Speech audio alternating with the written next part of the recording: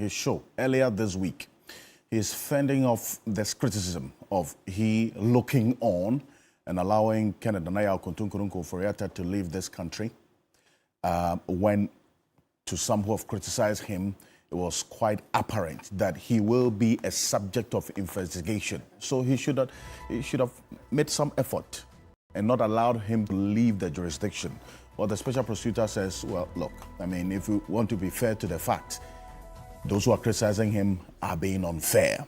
He's been putting out his point of defense or his narrative against those who hold that view. Well, after this interview, the others who are still going in for the jugular, that look, he has to be sacked or he should leave as special prosecutor.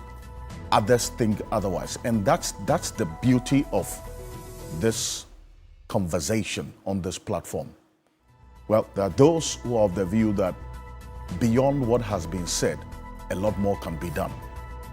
Going forward, after the OSP's opinion has been put out, what next? That's on the minds of many people. What next? That's the conversation that we'll be having this morning, because as we speak, Kenneth Oforiatta, we do not know when he's going to come to this country. Those who are still pushing that he should come in physically to be tried for this alleged involvement in 5 issues. The OSP listed 5 issues that he is looking for the former finance minister to come and answer.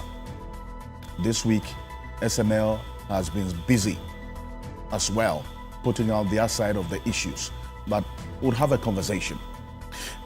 A team of journalists accompanying the Environmental Protection Agency on an anti-illegal mining mission was involved in a serious road accident in the Ashanti region. Now, the operation targeted illegal mining sites around Obuasi reportedly took a violent turn after the team was attacked by a group of miners, illegal miners, at Dajuni, a community near Obuasi. So, under intense pressure, the EPA officers, accompanied by some military personnel and journalists, were forced to retreat. Their convoy made its way through Afari. The situation worsened and there was a head-on collision. 2 journalists were in critical condition as at the time of this accident. We understand that they are recovering. They are responding to treatment. Our very own Ibrahim Abubakar was part of them. There was a journalist who was left with a head injury. Another had his thigh broken. Unfortunately, this was an attack by illegal miners. And this is not the first of the many attacks we've seen. In fact, earlier in the week, an officer with NIMOS, the National Anti-Illegal Mining Operation Task Force, was also attacked. Well, the youth in this community say they did not attack this man. But the video evidence is what we're going to show you of what happened in the Bronikrom Hedium in the Ahafo region. Of the reason why members of parliament are having to answer questions as to how exactly they were involved in this. We'll have a conversation this morning here on Key Point. The government has outlined what it is doing to fight Galamsey, but all of this is still not stopping illegal miners or illegal mining from taking place in this country. So what is not being done aside from what has been done so far? That's the conversation that we're having this morning. What is the missing link? What is the missing link that is emboldening these illegal miners? Stay with us on Key Point. Also this morning, a conversation on the Attorney General's, which we've seen over time, some accused persons agreeing to serve as prosecution witnesses. Well, the lawyers of Chemawun to me and others saying, look, this is unethical. It cannot be allowed to go on. Do they have a point? is it unethical or it is legal? Especially because all of these persons who have come out to indicate that they want to serve as prosecution witnesses do so, they say, on their own volition and on their own accord. We would have a conversation this morning on the key point, so stay with us. It's a big discussion on a big Saturday morning like this with you as well. You're an integral part of the conversation. There are many ways you can join us. We're live on 3FM 92.7 on TV3 Ghana on Facebook and on DSTV channel 279. We're all across the world on 3news.com. We're also on the Voice of London radio in the heart of the City of London and Voice of London television. Stay with us. My guests already trickling. We'll be back shortly after this quick break. We'll start off with the poll tracker after this quick break. Stay with us.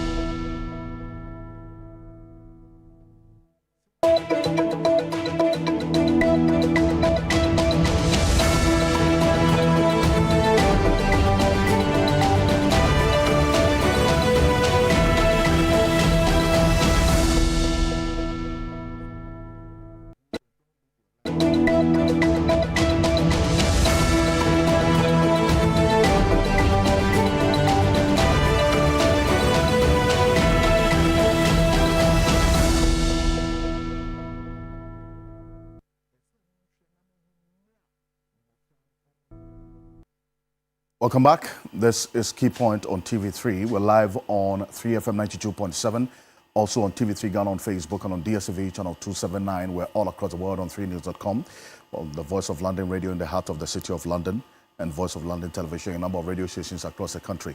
This is the poll tracker. This is a segment on the show where it is data-driven. We rely on publicly verifiable data that you, our viewers, can also get and follow every step of the way. We're tracking a number of issues, be it politics, economics, anything, governance, illegal mining, and matters that are of concern to you, the Ghanaian people who are watching us. This morning, we have been tracking the progress, interventions so far in the fight against galamsey in this country. And we do this because, just like every other week, this week has seen not too good news, especially for even the Inky fraternity, journalists who were at the receiving end or victims of an attack by illegal miners on Environmental Protection Authority officials who were going around doing their work, all aiming at fighting galamsey in this country. Well, there's been a number of interventions, but why is it not deterring these illegal miners? That's the question that we're going to be answering this morning. Because government over time has been touting its interventions and the achievements so far, but yet we still see illegal mining going on. Where's the missing link? What's happening? So we'll show you how the heat map looks like in terms of the affected regions when it comes to illegal mining. We showed you the thousands of hectares of land that have been destroyed by illegal mining. Take a look at this, and we're bringing it home so you understand. The color codes that we have used to represent the various regions shows the critical areas where illegal mining is taking place. The areas that are high risk and the areas that are, in terms of the analysis, risky, and then moderate and low risk. The low-risk areas, OT, Volta, and the Volta region has been commended by many. The reference being the Volta Lake, which is still clean, according to the Water Resources Commission and the Ghana Water Company Limited.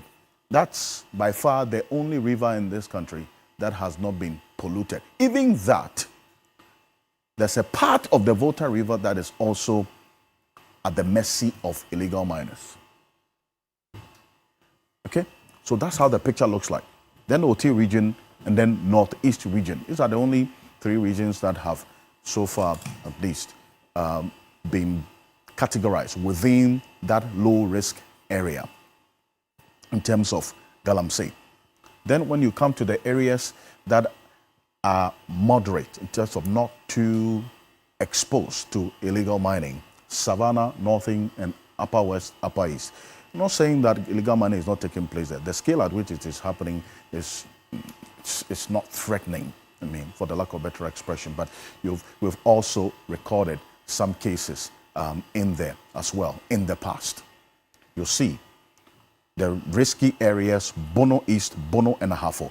The incident that happened involving the officials of NIMOS, the National Anti-Illegal Mining Operations Task Force, happened in one of these three regions earlier in the week, right? So we've seen this. We've categorized it as a risky area. Then in the high-risk areas, Ashanti region, Eastern region, Western region. Look at that. The very critical areas that we're talking about, you see the Ashanti, Eastern, Western region in the critical areas bracket, and for good reason, because a number of the cases of galamsey that we have seen happening in these three areas, Ashanti, Eastern, Western. In fact, Western, North, and Central region are in the high-risk areas or moderate risk areas. In fact, most parts of the Central region have been impacted by galamsey that is taking place outside of the region. In fact, galamsey is not taking place in Kwanyako, for instance, but The water treatment plant in Kwanyako has been heavily impacted by galamsey. That has led to its shutdown, which has affected a number of communities not having access to potable water. It's affecting their livelihood, their health over a period. So that is the reflection of how things look like. And just to give you an idea of what we are dealing with, this is over 670 kilometers of land that has been destroyed as at the last time we checked. Well, that's twice the size of the central Accra. So think about it. The Ministry for Lands and Natural Resources, they are on a path to reclaim a number of these lands and then also ensure that they are put to good use. The current state of the fight against galamsey under this administration. We make reference, and this was put together by our 3 News research desk, Wisdom Safo and the rest of the team, but we reference Musa Dankwe's poll on the fight against galamsey under this administration. And this is what the respondents, almost 10,000 of them, said. 44% of them said it is unchanged. Well, they haven't seen much changes in the fight against galamsey. 38% say there's been some improvement. 10% say it's worsened. 9% say they have really no opinion on this matter. Right? But the reflection of this has also brought about the question of the improvement that has been seen and the interventions that have been put in place. What is missing? What is the missing link? Why is galamsey still ongoing in the midst of all of these interventions? The calls for the declaration of a state of emergency heightened at some point, and the president responded that he's been reluctant to declare a state of emergency in the galamsey fight because we have not exhausted the powers available to us without it. Well, there are many who agreed with him, others disagreed, but he's going on that path of not declaring a state of emergency as yet. Afterwards, we heard the Minister for Lands and Natural Resources talk about a declaration of these galamsey areas as security zones. Has that been implemented? Has implementation started in this regard? If that's the case, why are we seeing the illegal mining ongoing? Because the declaration of these areas as security zones comes with a certain security deployment. And that's a conversation we would have. We'll talk about it this morning.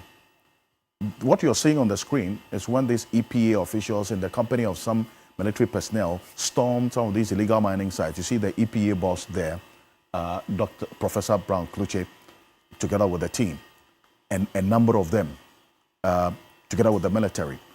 They discovered some excavators that were buried in the river bodies. They had blocked the river bodies. That's what you see there.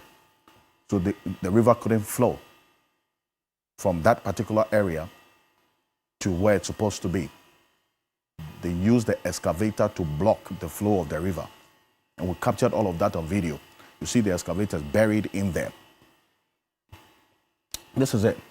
When it comes to the key timelines and the milestones, and talk about the interventions that have been put in place by this administration, in February, we saw the blue water gas that was launched as one of the interventions as well. Then the establishment of NIMOS. And then we got an update that as of the first 6 months of this administration, a little over 1,345 persons have been arrested, 425 excavators seized. This was as of July. There were instances where the task force members of NIMOS were attacked. 2 officers were injured.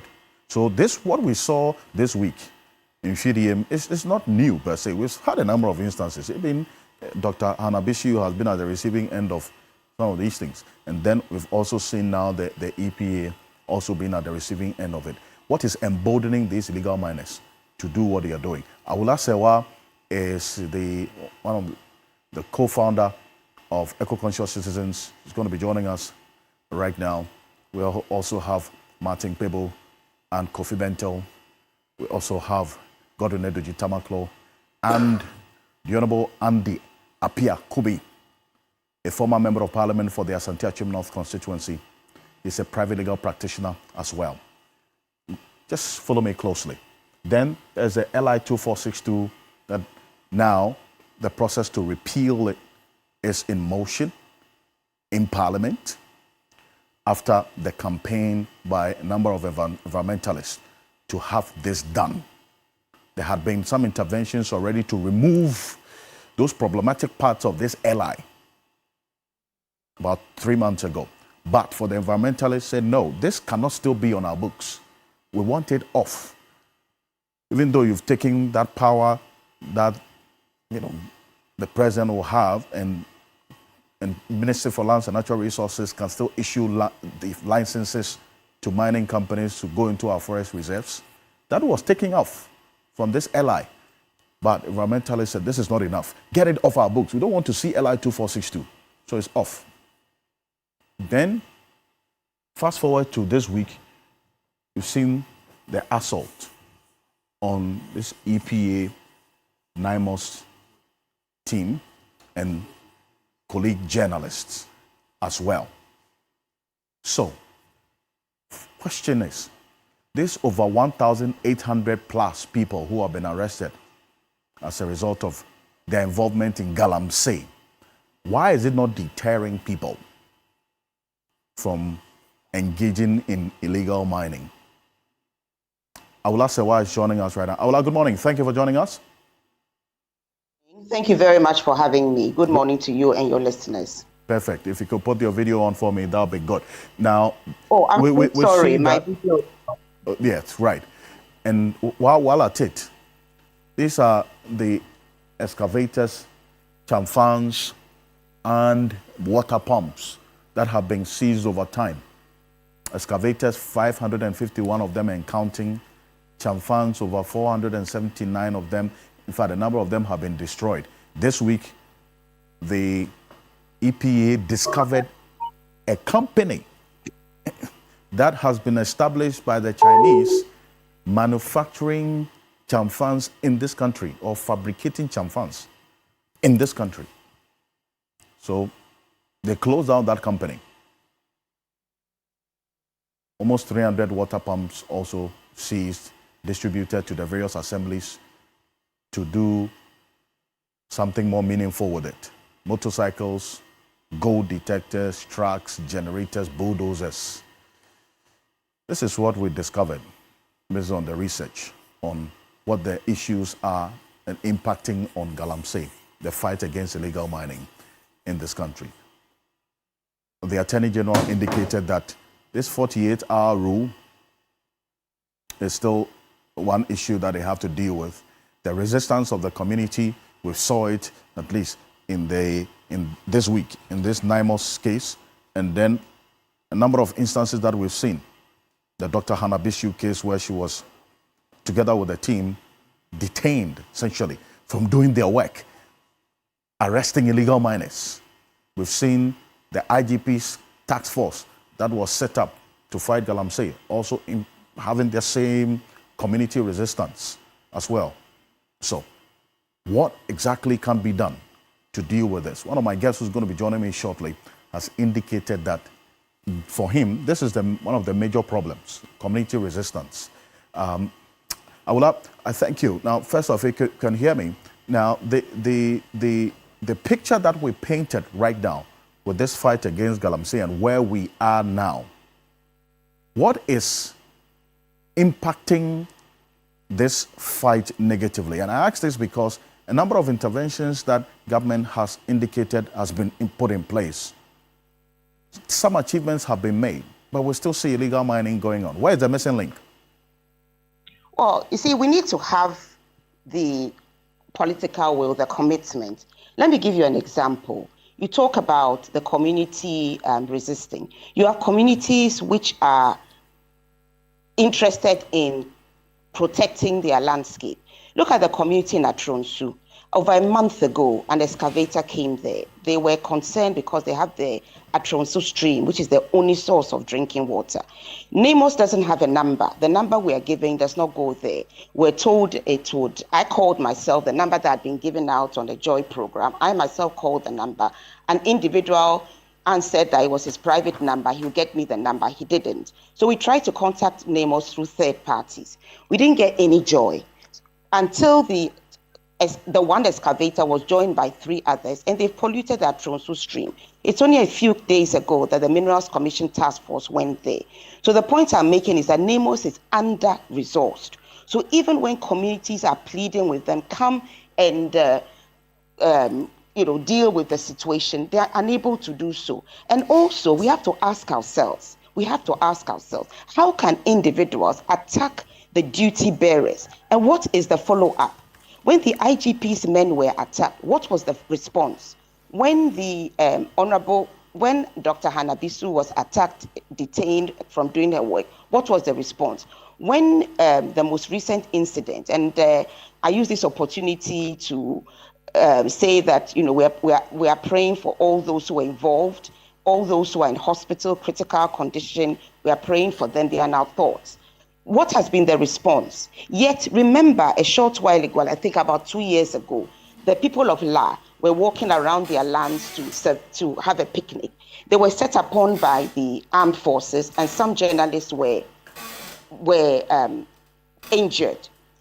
Recently, we had the case in Ashiaman when I think a military man had his phone or something stolen. Look at the response of the military. And yet the IGP's men are attacked, trying to stop illegal mining, which is causing an existential threat.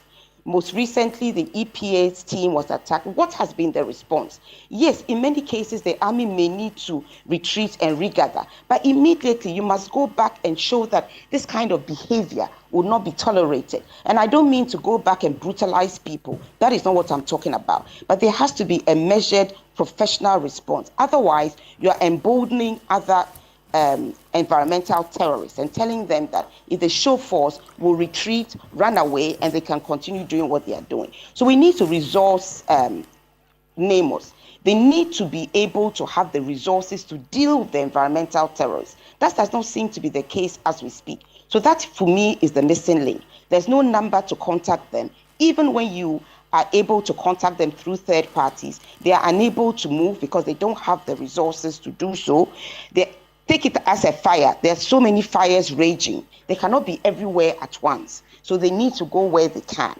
And the only way this can be changed is for them to have, to be better equipped and better resourced. And the political will needs to be there. We should stop making excuses for environmental terrorists. Oh, they don't have a livelihood.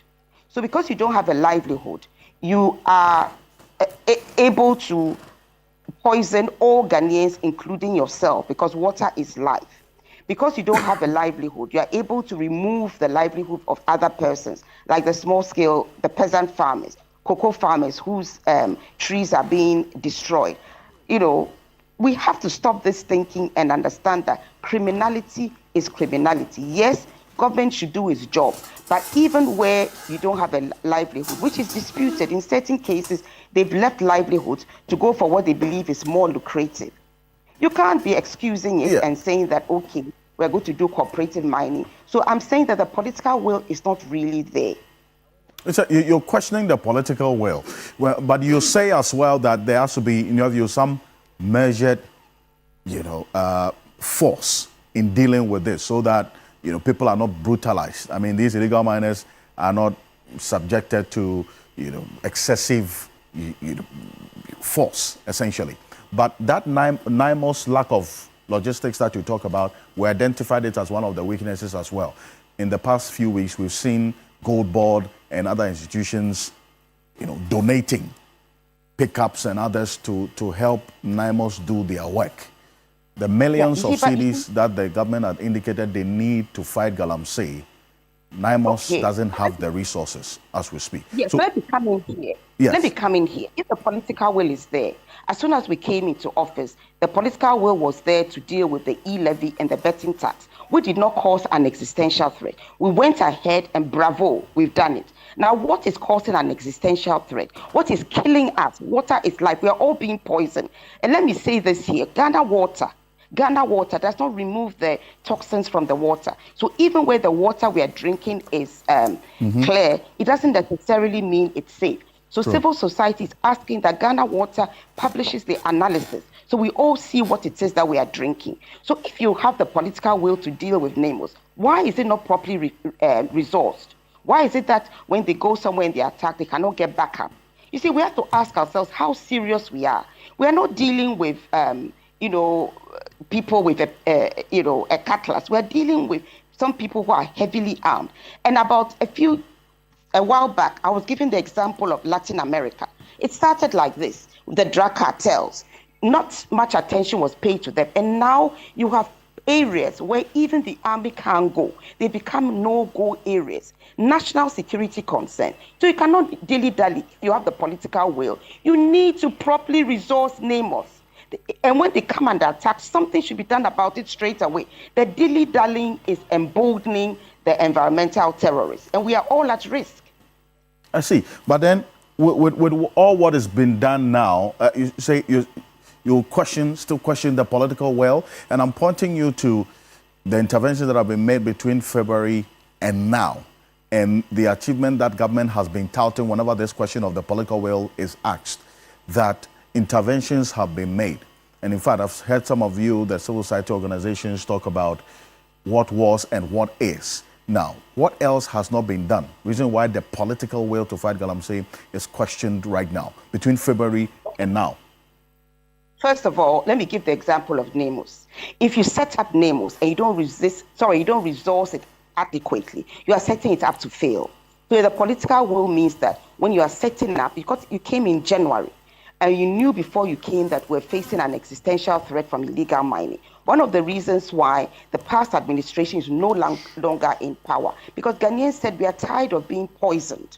We are tired of being poisoned. We want an administration that will put an end to this mayhem. And that is why this current administration is in place. So it's not as if it's a surprise. You've known about it. So what systems were put in place that when NAMOS is set up, is going to be properly equipped to deal with the tanker. And then secondly, they don't even have a number you can reach them with. I've made that point over again.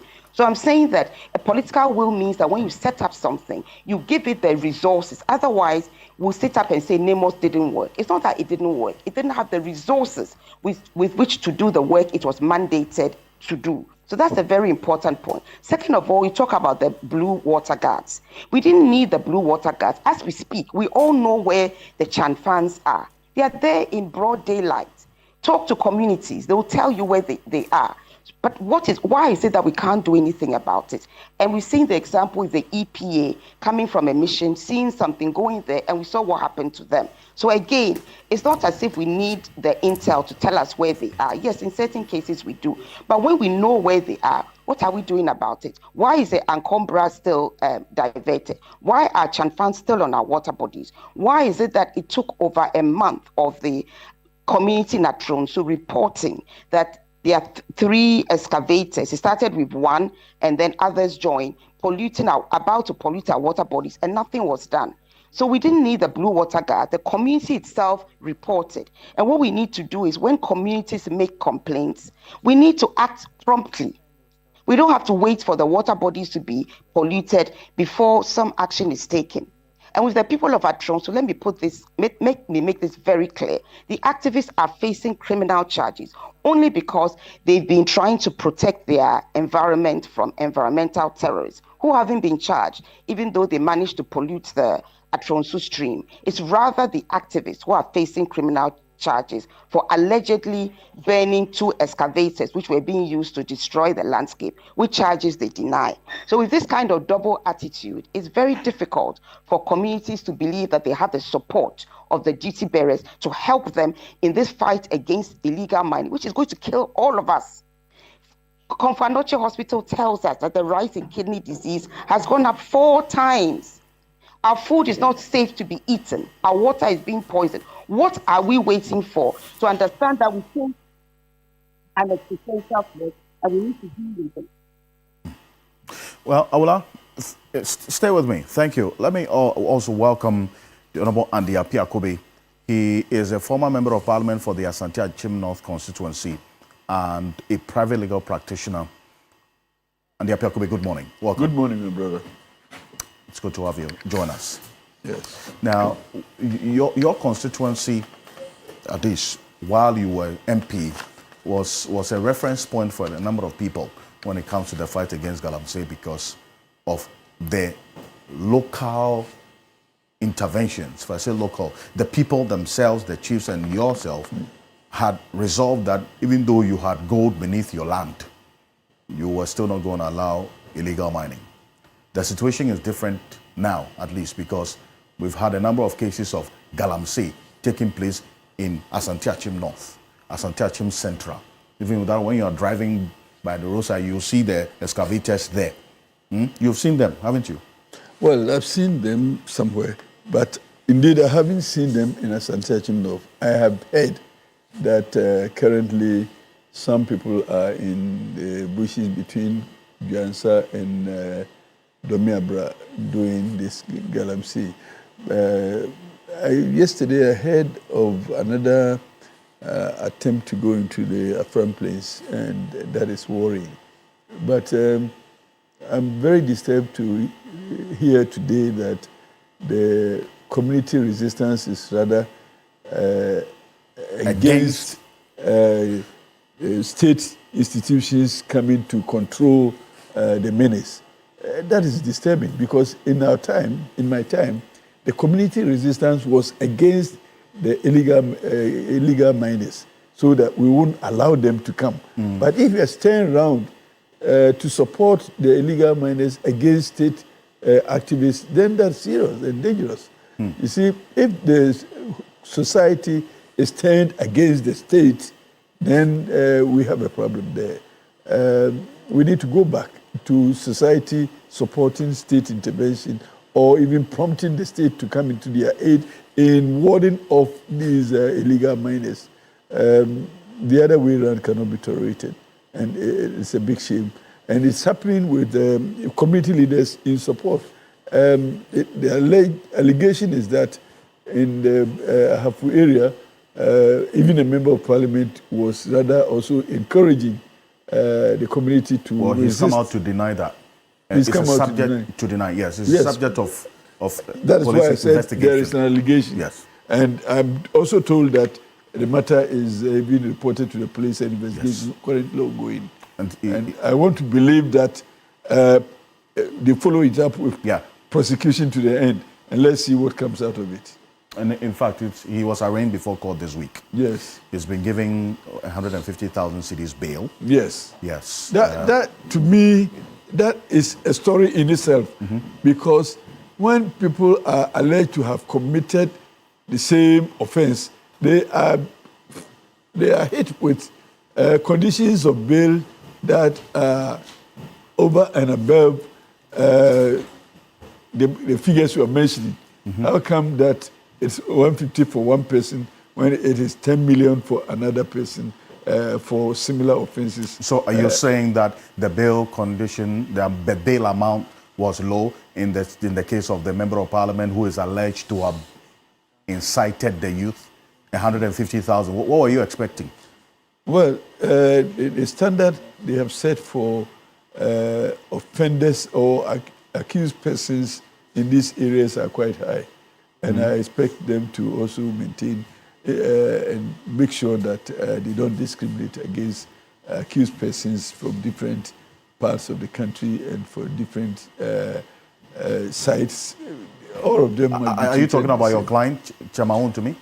Well, he is one of the people also facing criminal charges in these areas. And then the bail conditions are public knowledge. So what I am saying is that if these are the standards they've set for themselves, then let the standards prevail in all situations. But in this instance, you agree that the threshold for criminal charges in terms of doing their bail conditions cannot be compared to the threshold of the allegations of that have been slapped on the member of parliament. So why would you compare? Abatement of crime conspiracies, they carry almost the same sanctions if you're proven guilty.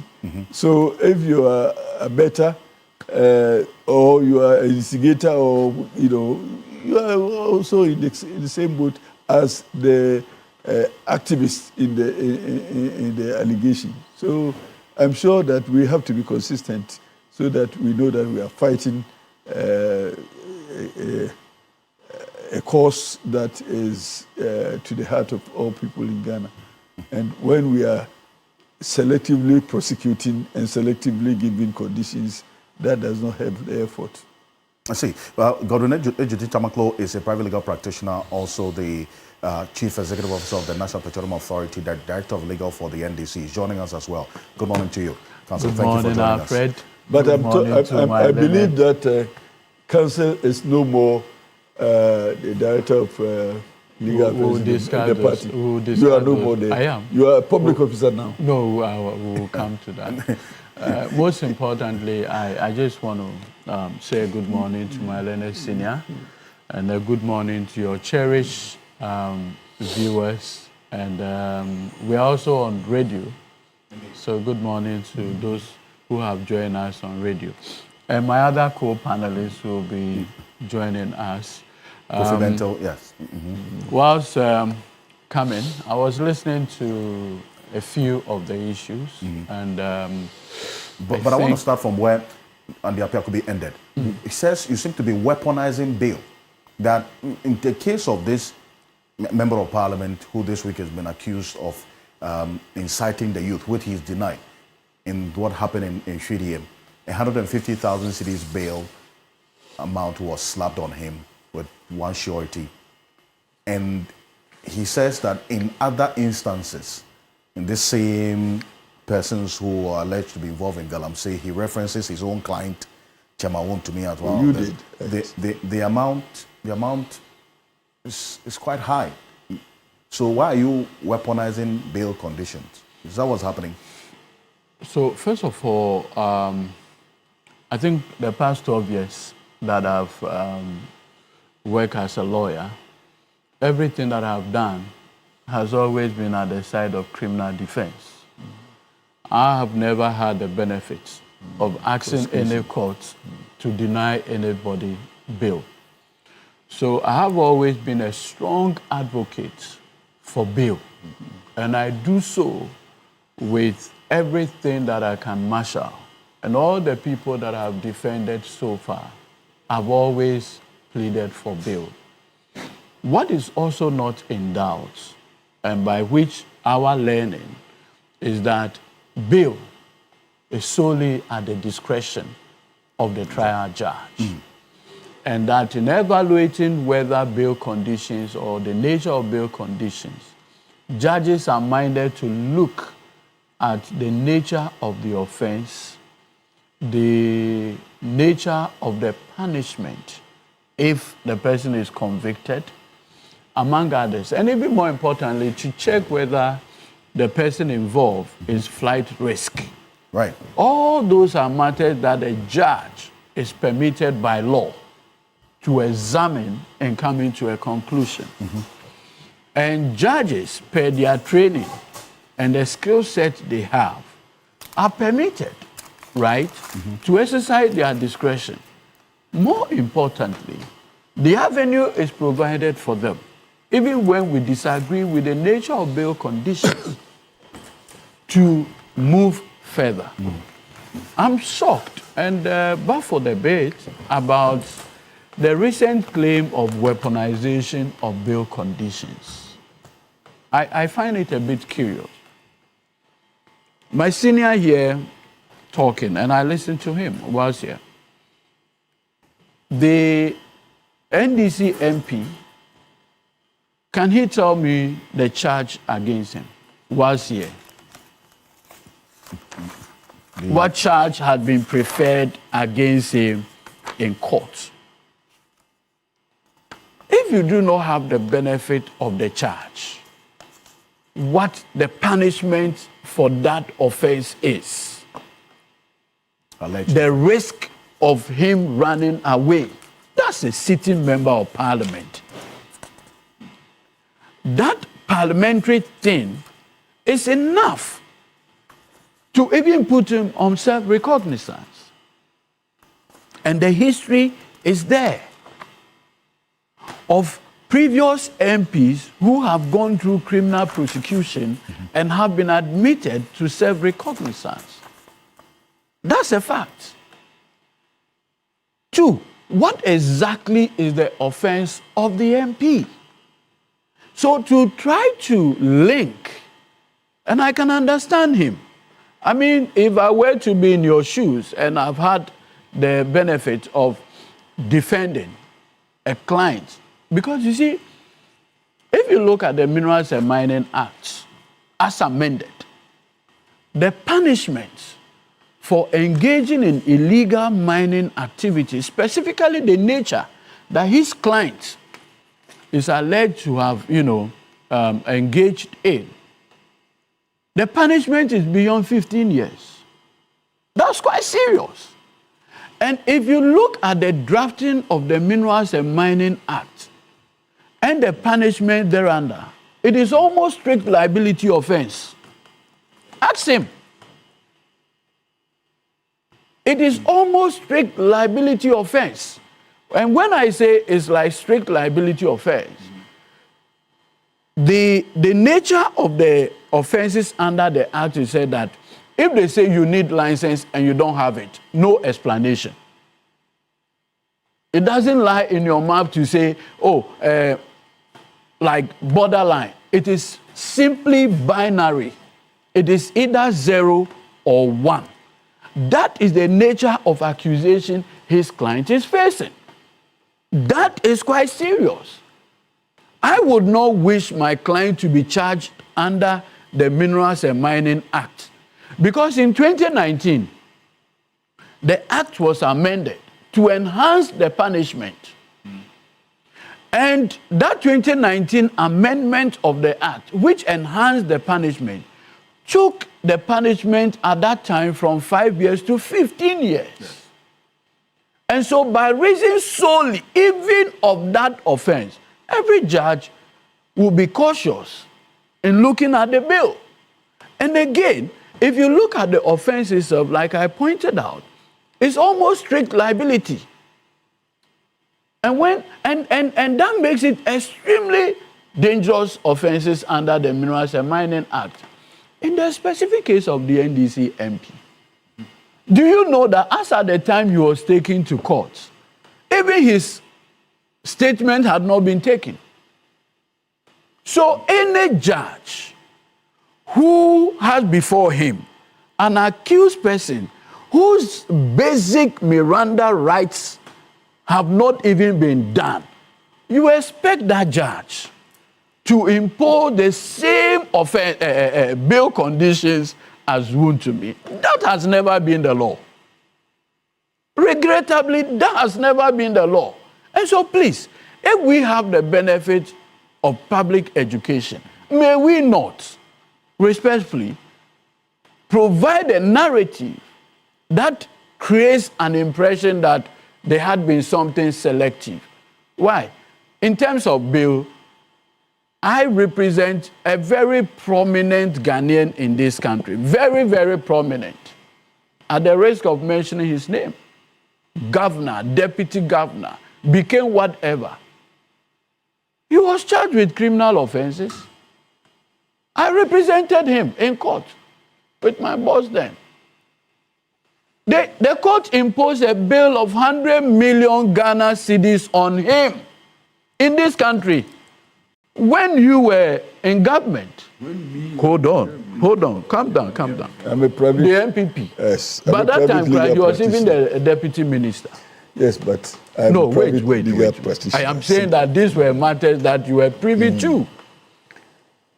When the judge imposed this 100 million Ghana cedis bail, I remember vividly.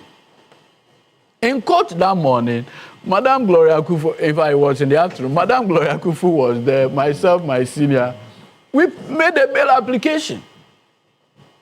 When we saw the 100 million, I said, oh, senior, this one is as good as a refusal.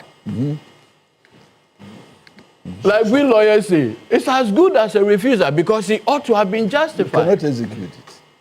So I remember right there in court, we were on our feet, praying the judge. We told him that, oh, my lord, the ink in your pen has not dried out yet. So kindly consider the 100 million. Then the judge said, okay. And we made all the prayers that this is a very respected Ghanaian, fixed place of abode. Look at his age. He's not flight risk. He has dutifully served this republic in different capacities. Kindly admit him even to serve recognizance. The judge said no.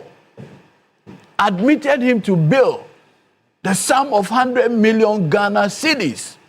Upon further prayers, then the judge said, okay, I'll review it to 65 million Ghana cedis. Right here. It was under the MPP. So, it was when Anado was president. No, I'm coming, hold on. Mm-hmm. Can I? Please, I'm coming, senior. I'm coming. I'm coming. Land on that. I'm coming. So I will. I'm just coming there. I'll conclude. I'll conclude on subject of the issue. I remember, even when he brought it to 65 million Ghana cedis, we prayed that, oh, my Lord, do something about it. We ended up at 65 million. He said, look, we have the right to appeal his decision if we are not comfortable with the 65 million Ghana cedis. That's how we ended it. I see. And we quickly had to look for persons who can stand surety. I left that day, the court premise, 8 p.m. with my clients. You see, in all so of this. I am just saying that, you see, let not the impression be created today that somebody is weaponizing bail. No. Specific reference to I wish at a personal level that depending on who the person is, and if you can admit the person to self-recognizance, why not? What is important is to ensure the person's attendance to court. That is to face the charges preferred against. I've had clients who were given self-recognizance. I represented 2 MPs before. When the judge realized that they were MPs, he said, look, I will admit you to self-recognizance bail. Deposit your passport. And I recall vividly, my client was a member of the Pan-African Parliament. Anytime he needed to travel abroad, I had to go to the court with an application. The state will come and say whether they are opposed to the release of the passport or not. Okay. That's what I have to contest. So let's get it clear. Let me quickly, yes. First and foremost, I am not considering any accused person or any suspect with a political color. That one, as far as I'm concerned, it doesn't work for me. So he is an MP who has been arraigned before the police or anything. Just that. Whether it's NPP and DC doesn't matter to me as far as I'm concerned. Okay. And indeed, my comment on the bail applications and the conditions of bail is not situated in any regime. I'm talking about bail applications and conditions of bail generally in Ghana. And I am also, like he's saying, I'm also not comfortable when the bar is raised so high to make it impossible to execute the bail orders. You see, giving bail and certain conditions so difficult to execute means that the person is still in custody. And stays in custody for as long as he's struggling to meet the conditions. It is not fair, it is not right, and I think that we need to look at it as a country generally, because people are in custody where they have not been found guilty. And for you to stay in custody for this long, whilst you, at the end, if you are even not convicted, so why would you have stayed in custody for that long? I don't think that, like he is saying also, what is most important in the consideration is whether or not the person will come to face the law. That's all. And again, whether the person is flies risk or not. But if you say that because he's MP, you should give him special privileges, I don't agree. Because the MPs can also run away. And for you to know, most of us, even when I was MP, I had 2 passports. So I could tender one in and still keep the other. So the consideration of my position as MP in determining whether or not I'm a price risk, I'm not sure that is tenable. No, but Senior, you agree with me. Senior, you agree with me that the judges do a balancing. Yes. So let us. So they are looking at the possibility. Nobody can see your mind. So what? It's a balancing act. My brother, what I'm saying is that it is not necessary to consider my position in society as a member of parliament, as a professor, as what. No. When I'm before the law, I'm just the person before the law. And what is done to me should be done to the next person as well. And I'm just citing my position as a member of parliament holding Ghanaian and diplomatic passport together. You run away from the good people of Asante. No. Why do you make that assumption? That if why would you run away from them? Well, if I'm seriously in trouble and I want to run away, you take one passport, leave the other with me, you have done nothing. And considering the person who is also, maybe if there's a co-accused person who is not a member of parliament, you will give him stricter conditions and you give me less. I mean, let's address the issue of bail generally in the country. Right. It is not fair. This was just on the side of the substantial issue that you made. And that cleared, you made a critical point about the current state of the illegal mining at the community level. And we narrow it down to the community level because it's critical. And we're going to respond to a number of things that Awolase had indicated. But I still stay on the Apia Kobe while I acknowledge the presence of Christian Mamhesi. He's a private legal practitioner as well. Good morning. Thank you so much for joining us. Kofi Bentel is joining us in a bit as well. He's just a private legal practitioner. But Andy Apia Kobe referenced what is happening now, where previously the community members were the ones who were fighting and resisting the illegal miners. At least he referenced Asante North.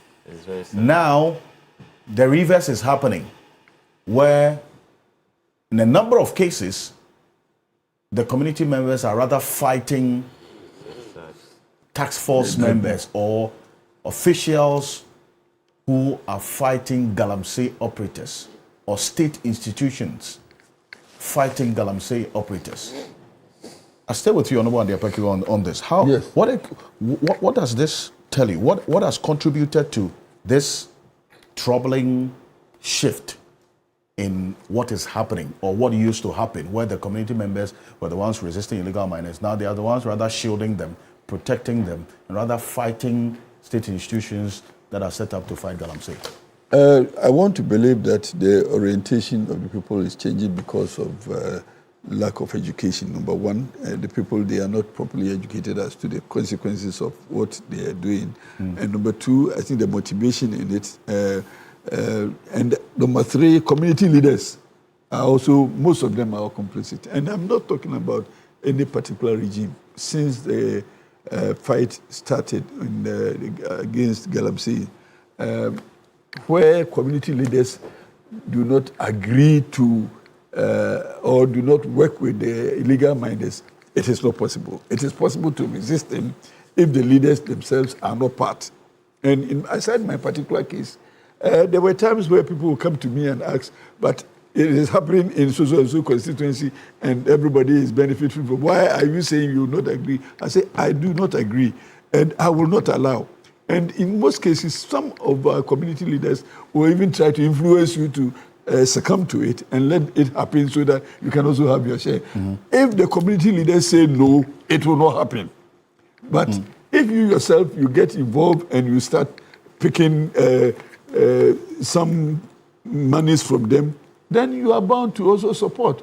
And once they see the loophole that one person, and I said my personal example because they had tried to influence one person who was contracted to influence me and came to me with a prayer that my friend so-and-so here is doing it and he's making it and making a lot of money. Why don't we also agree? I said, my friend, here it won't happen. While you were MP? Yes, while I was MP. Somebody... And most of people also blame me that I was the only obstacle. And most of the miners had me as their target because they thought that, this man has agreed, that one has agreed. It is only you. They came to me and I said, no. In my case, I won't agree. And it will not happen. But thank to God, my community, they understood my position, the youth in the community. And we had interacted with them and told them what is happening in other communities and the consequences coming, the environmental challenges. And in fact, the people there, even the drugs, they are pushing onto the youth in the communities, how the youth are behaving and all that. So sometimes I will show them even videos of what is happening in other areas and try to convince them that stay with me and let's fight them. So in our fight, it was against those who were coming in. Sometimes they would come in the night, and when we got wind of it, and I remember on one occasion, I was forewarned that those people are armed. So we have to be careful going into the bushes. We had to engage also the police commander there and the police administration to come front us, and then the community followed them. When the miners knew that we were that many, they didn't start the fight. So they started running away. On that occasion, we seized some excavators. The problem was also that how to convey the excavators from the site into the police station. And in any case, there is a cartel in this industry. Those who have low beds, the drivers, they are also their friends. So you go to them and they will not even rent out even the low bed for you to go and convey the excavator. I think that the time has come for us to reorient the communities to support this initiative. And please, let's not point political fingers. It will not work if you point political fingers, party A, party B. And that is, once you go political, you lose the fight. So let us not attempt to be blaming one person because of his political lineage or the other. And let's see the problem as a problem confronting all of us as a nation. And let's fight it. It is possible. The experience, and the last time I was here, I think the reference was also made to another Queen Mother somewhere who had also taken this same course and had been successful also. So when you have success stories, case study, is here, the way we did it, let's continue to do it. It is the influence of the pecuniary benefits that gets some people also follow. Look at that. They want to share the money to people for them to support their wrongdoing. So for me, I believe that, yes, in fact, the military, even if you send them there, they're going to stay in the bush for 7 days in a week and 24 hours in a day. They won't. So the community, they will find out those who infiltrate easily every day. So let the community be the base of the fight. Let them also provide information when immediately they get it. And sometimes, from my experience, it depends also on the security personnel in the community. In my particular case, I had a police commander who was also against illegal mining. So anytime I call him, he will mobilize his men and then he will be ready to move into the bushes. It is a very dangerous fight. Let us also not forget. So let us also not encourage people who are not ready to go and face them because it can be dangerous. Well, but on one occasion, they were firing, and I had to restrict my boys to stay far from the firing line and get the police to go. The Galamsey operators were armed. They were firing at you. Yes. Well, on one occasion, they were firing, and it was in the night. So you wouldn't know even where the bullet was coming from. So it is not easy like that. That is why it is always important to get trained men to be part. But the fight must be carried on by the whole community. And in some cases, chiefs. You see, in my particular case, the last time I came here and I was talking about some of the community traditional leaders also fighting against us. Because no mining company will go into a community without going to the chiefs. No mining company, they will always go there. And when you investigate, you will see that a lot of things will have changed hands even before they entered. Now the people who they influence are in the local communities, but we will start by accusing people in Accra. It is not always the people in Accra who know them. And most of these people are not registered. So the people in Accra don't know who they are and what they are doing. So most of the fight should be started from the local communities. And for them to do that, they need to understand what you're doing. They need to understand also that you are also not part. They need to understand why you want them to fight it. And I'm sure when they understand that, they will join you. In my particular case, Nana Kwaku Sapong, he will call me and tell me that I have heard that this thing is happening. Make sure it doesn't go on. And on one occasion, he even gave me the details of the person who was doing this illegal mining, and I had to go there with the police and the community to arrest them. You say that this should not also, politics should not be brought in. But if you have politicians involved in or aiding Galamsey operators, they should be called out. No, treat them as suspects. I don't like when somebody is before the law, you say he is this, he is that. No. Treat them as suspects. And the way you treat any other suspect, treat them as such. And when they themselves know that they don't have any cover, I'm sure they will behave. But when they have a feeling that because I'm a member of parliament, no policeman, no. Arrest them if they misbehave.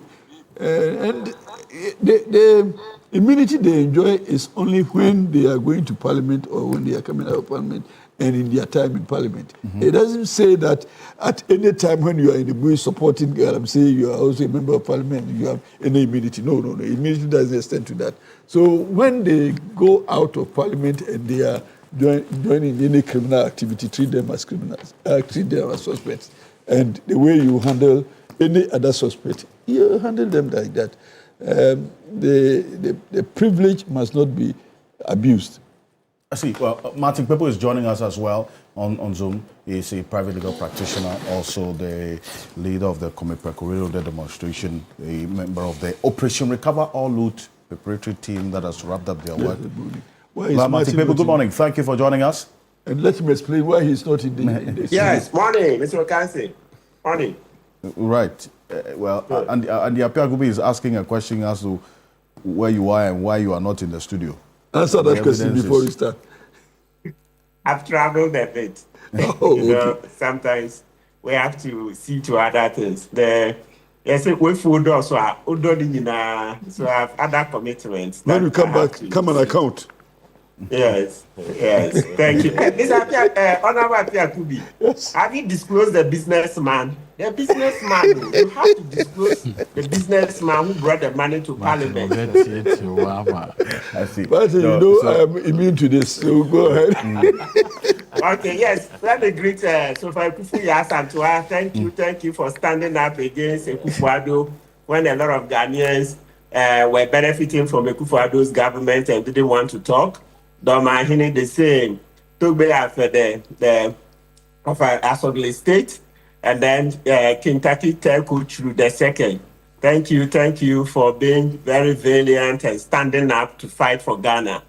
And of course, let's once again remind men above 40, please, dear men above 40, do the prostate cancer checkup. Check in good time so that we don't lose you needlessly. Please, for starters, when you have to do the blood test, it's just about 1,200 Ghana. Thank you. It's even free. Yeah. Very good. Very good. facilities Yes. do it So for please free. do the check. Important. Excellent. Right. Council, if you could position yourself well for me, because you are the corner of the screen. If you could, yes, move it. Okay. Yes. Is this better? I think this is better. Okay. Yes, we could move with that. Now, just a quick on this fight against Galamsey. We highlighted the interventions that have been made so far, and then also this week we witnessed the attack on the NIMOS official.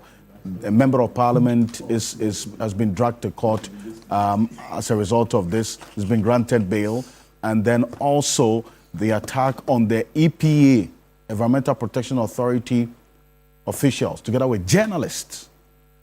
Some of them have sustained injuries, are receiving treatment as we speak, were attacked by illegal miners. again, in the Ashanti region. They had to flee for their lives. And we'll play portions of that interview. But Council, this is what's happened this week. And question is, with all the interventions that have been put in place, why is Galamsey still ongoing? And in fact, we've seen it rather escalate in some instances across the country. Okay, so Mr. Ocansey, what we should be saying is this. It's a hydra-headed problem, very complex. It is politics, it is economics, it is everything else, right? Yes, it's a very complex, various facets of it. So it tells you that generally we cannot uproot it in a day, but what we need to do is ratchet up the efforts. So to go get the perpetrators of the crime in Hidiem, yes, where the Honorable Edu's people, where he went, the MP, Fisaf, where he went, and then there were issues. So one of the key things actually in the fight against Galamsey is impunity. It's impunity, you see. So when the police are able to get to the bottom of that matter, they're able to arrest the suspects and put them before law courts, and the journalists cover these trials extensively, it will serve as a warning to like-minded persons. Yes, because in all of this, we are trying to do a behavioral change, or mindset change. So when you want to change the mindset of criminally minded persons, you show them what is happening in the law courts. So if they see that other persons are before the law courts, then chances are that they would behave. You see, they would behave. So that's why I think that's the first prosecution. Yes, in the process, we are not asking that their rights be trampled. No, let's observe their rights, okay? Because sometimes when we overrush, we may cause injustice, but it should be swift, daily trials. Once we conclude investigations and then we find out that these are the people, after all, the president had met the Chief Justice and then they said there would be Galamsey courts, right? Yeah, so every day, let's have the trials on daily basis. And then also let the courts, even though we've not yet passed the law in Parliament, yes, the Chief Justice can come out with some guidelines on when these cases will be finished. Yes, you see, like they've done in the past, practice directions to guide judges how to finish these cases quickly. So that if we know that, look, this case, example, Chairman Untumi, and you see why the Chairman Untumi's case is going to help in the fight against Galamsey, because people will be watching. You see now, every day Chairman Untumi goes to court, it is news. You see the last time when he didn't go to court, a bench warrant was issued, it was news. You see the effect it's having. And that's exactly what we're asking for since 2022, when we presented a petition to Faustina Ndokofi, the Commissioner of Police, those days CID boss. And then another one was presented to IGP by the Media Coalition Against Galamsey. And IGP gave it to Faustina Ndokofi. So Ndokofi had 2 petitions, and yet she was frustrating the work with Superintendent Inkum helping. And then there was another one, Godwin Ponyo. Ponyo was more helpful, but you see, those who were politically aligned were frustrating the work. So what I'm saying, the point one is that to stem impunity, in order to erase that notion that big people in the fight against Galamsey are beyond reach, the criminal justice system is like a spider's web. It can only catch the weak ones. What we should do is that Wuntumi's trial like this should proceed expeditiously. Let's also have timelines when the cases will finish, right? Very, very important. Then let's go, I support point number 2. You see, and let's not forget where we've come from. What we are looking for, this behavioral change. You see that just a year ago, about this time, we're still fighting Akufo-Addo to stop Galamsey because he had sanctioned mining in forests. You see, the LI, right? So 2462. He had sanctioned mining in forests. Remember the popular Itiwa case, which we started. We went to court in 2019. And Akufo-Addo's government was fighting us. And that's how I even lost my job in the law firm I was working for. That you say you dare to fight Galamsey, you'll be out of this office. I see. And I was out, etc. Right? So the point is that there was a culture of Galamsey festered and fostered by Akufo-Addo over 8 years. So when a new government comes and wants to uproot it, it cannot be overnight. And that's where I support Honorable Apia Kubi's point that we should reorient the society, reorient them. Because for about 8 years, there was a government fostering and festering Galamsey, saying party here, Sika. You remember the Central Regional Chairman of the MPP telling from Pompwati, party here, Sika, the party needs money. The party needs money. And that was a culture. Then the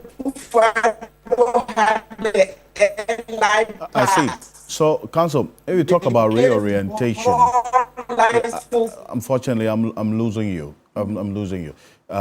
If you could reposition so that we get some clear connection to you. I apologize for that cranky connection to Martin Pebbel, but Kofi Bento is Vice President of a policy think tank Imani Africa. He's a private legal practitioner who are joining us. Mr. Bento, good morning. Thank you for joining us. Good morning, and pleasure to be back here. Yes, indeed. Sojourning, but you're back. Thank you for joining us. Thank you. Indeed. Before you even got in, there was a message that Dr. Emmanuel Asante sent. Says, good morning. Kofi Bento has consistently indicated that until we begin to localize the punishment and the punitive measures in the fight against Galamsey, for instance, firing DCs and MCEs where this illegal mining is taking place, we may just be clutching on a straw.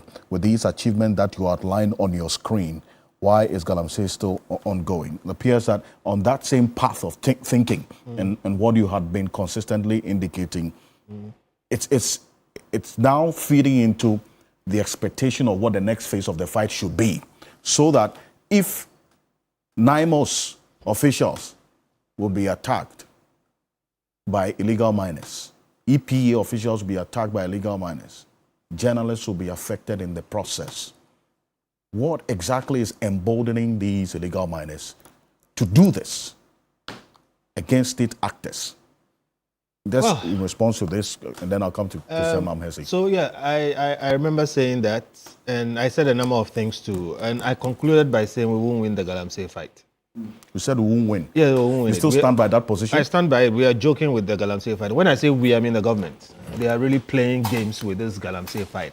Why do I say so? Look, we've made many predictions here. One of the predictions we made, not a prediction, but some things that we found was that one, the Galamsey fight has become an elite fight, if you remember.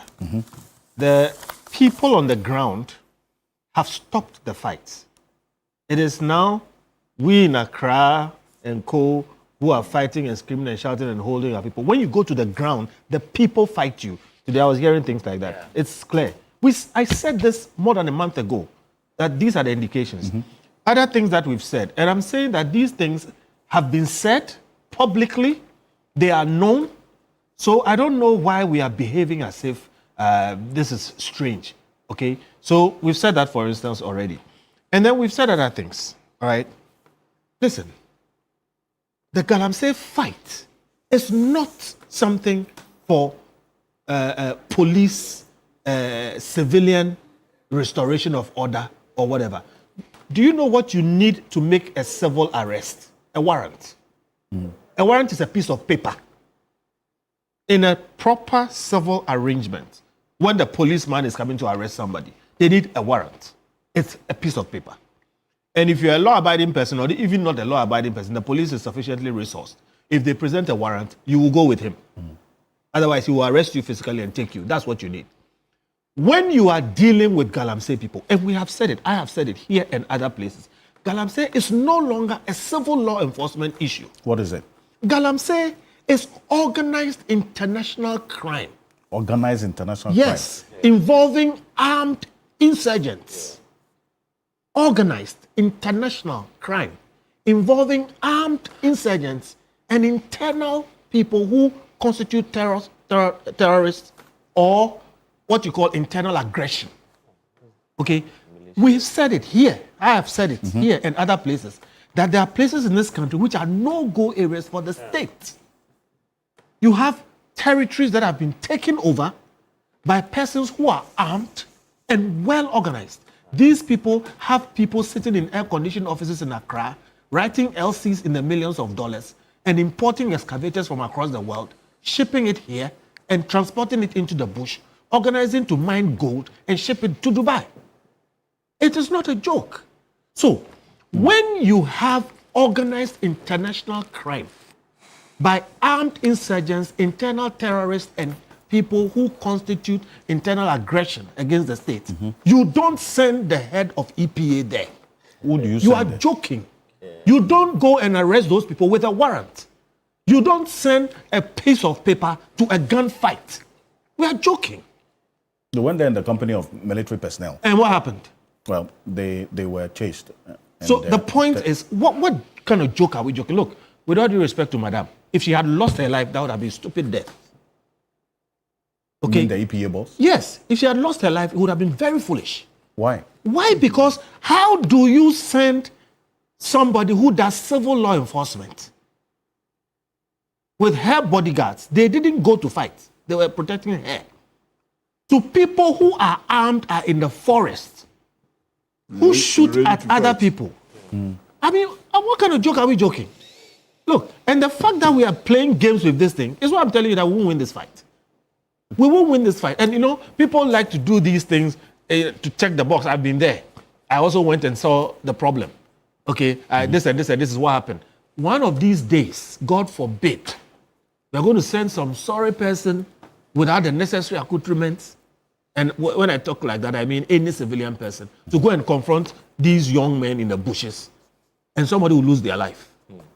So please, what I'm saying is, we've said so many things. It's very, very obvious. People are just not taking them seriously.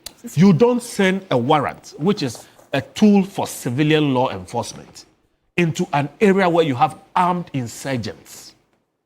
I said somewhere else, from time immemorial, from thousands of years back, gold is a spirit. And from time immemorial, it makes men mad. Gold is a spirit. And from time immemorial, it makes men mad. Why I say so is that this is not a recent phenomenon. Go and read the story of the Wild West in the US. Read the stories about wherever gold was found, wherever. People just go mad. So I don't know why we are joking with this thing. Say we are Okay, joking and we're we're playing joking games. with With all these interventions that have taken place, it still looks like It's a kids' joke go. for That's you. why I'm saying that the nature of the intervention, you don't take a knife to a gunfight. Okay? This is a gunfight. If you take a knife to a gunfight, you don't know what you're doing. We are taking pieces of paper to a gunfight. We send the boss of EPA to go and do what in the Galamsey space. All right? So for me, I don't know. Maybe they know something, I don't know. But what I see is that these are armed insurgents, young men who are prepared to fight. We have seen them confront military people. So what are you talking about? Okay, so we are joking. We are joking with this thing, and God help us, it doesn't blow up in our face. So if so far the interventions that have been made is for you light-hearted joke, you say we're playing games with it, what should have been done differently? Differently. Beyond what we're seeing now. The setting up of NIMOS, Blue Water Guards, all of these almost 2,000 and over people that have been arrested and so on. What should have been done So differently? far, the only thing that looks like a serious intervention against Galamsey is NIMOS. Okay, it's NIMOS. Now, if therefore we have NIMOS, we should not be doing anything below NIMOS. We should be in NIMOS plus. And NIMOS is not succeed. They haven't succeeded. They look like the most potent effort we are making so far. So my point is that if NIMOS is the most potent effort we are making so far, we should not be doing anything less than NIMOS. We shouldn't be sending, civilian officials there to pretend that they are going to arrest people, or they are going to inspect something. This is not a normal situation. It is terrorism. It is insurgency. It is internal aggression. It is the stuff that armies are formed for. The army goes into that kind of space, they take the space, they hold the space, they impose order, and then you can come in and then do the normal things that you ought to do. But you don't go there assuming that everything is normal. Because some of those places, the guys there, if you approach them, they'll shoot. So, well, we are all watching. In fact, a number of the things that you said was corroborated by the EPA boss. I had that exclusive interview with him. I'm going to play portions of it. But let me acknowledge Dr. Arthur Kennedy as well is joining us. He's a physician and also a political analyst. Dr. Arthur Kennedy, good morning. Thank you for joining us. Good morning. Thank you to your viewers and to your panelists. Great. And I'll hold you on to that point. Christian Mam Hesse, that's on this, especially because of where the position of the law is, as well in the fight against Galamsey, and what a very troubling and concerning picture that Kofi Bentolo has painted about how this Galamsey menace has evolved into what has been described as international organized crime, involving armed insurgents backed by locals, as against what was the case previously, that the locals were rather the ones who were resisting illegal miners. Now we are seeing the locals rather resisting state actors with the power to fight Galamsey. How troubling is this? It's very unfortunate. I must say. I mean, I watched the news of the NIMOS boss and then the EPA. It was very troubling seeing her narrate her ordeal, and then the TV3, the Ashanti regional correspondent, also talk about his experience. What we are beginning to see is we are beginning to have some societal apathy against the fight of Galamsey. It's like Senior said, that national concerted effort is beginning to wane down. For us to have these flashy areas or flashpoints that are increasingly beginning to support the activities of Galamsey, and that is very regressive towards the fight of Galamsey. Now, the question that one would ask is that has the fight of Galamsey turned into, or one would say, is it criminology versus economics? Are we looking at criminal issues and economical issues?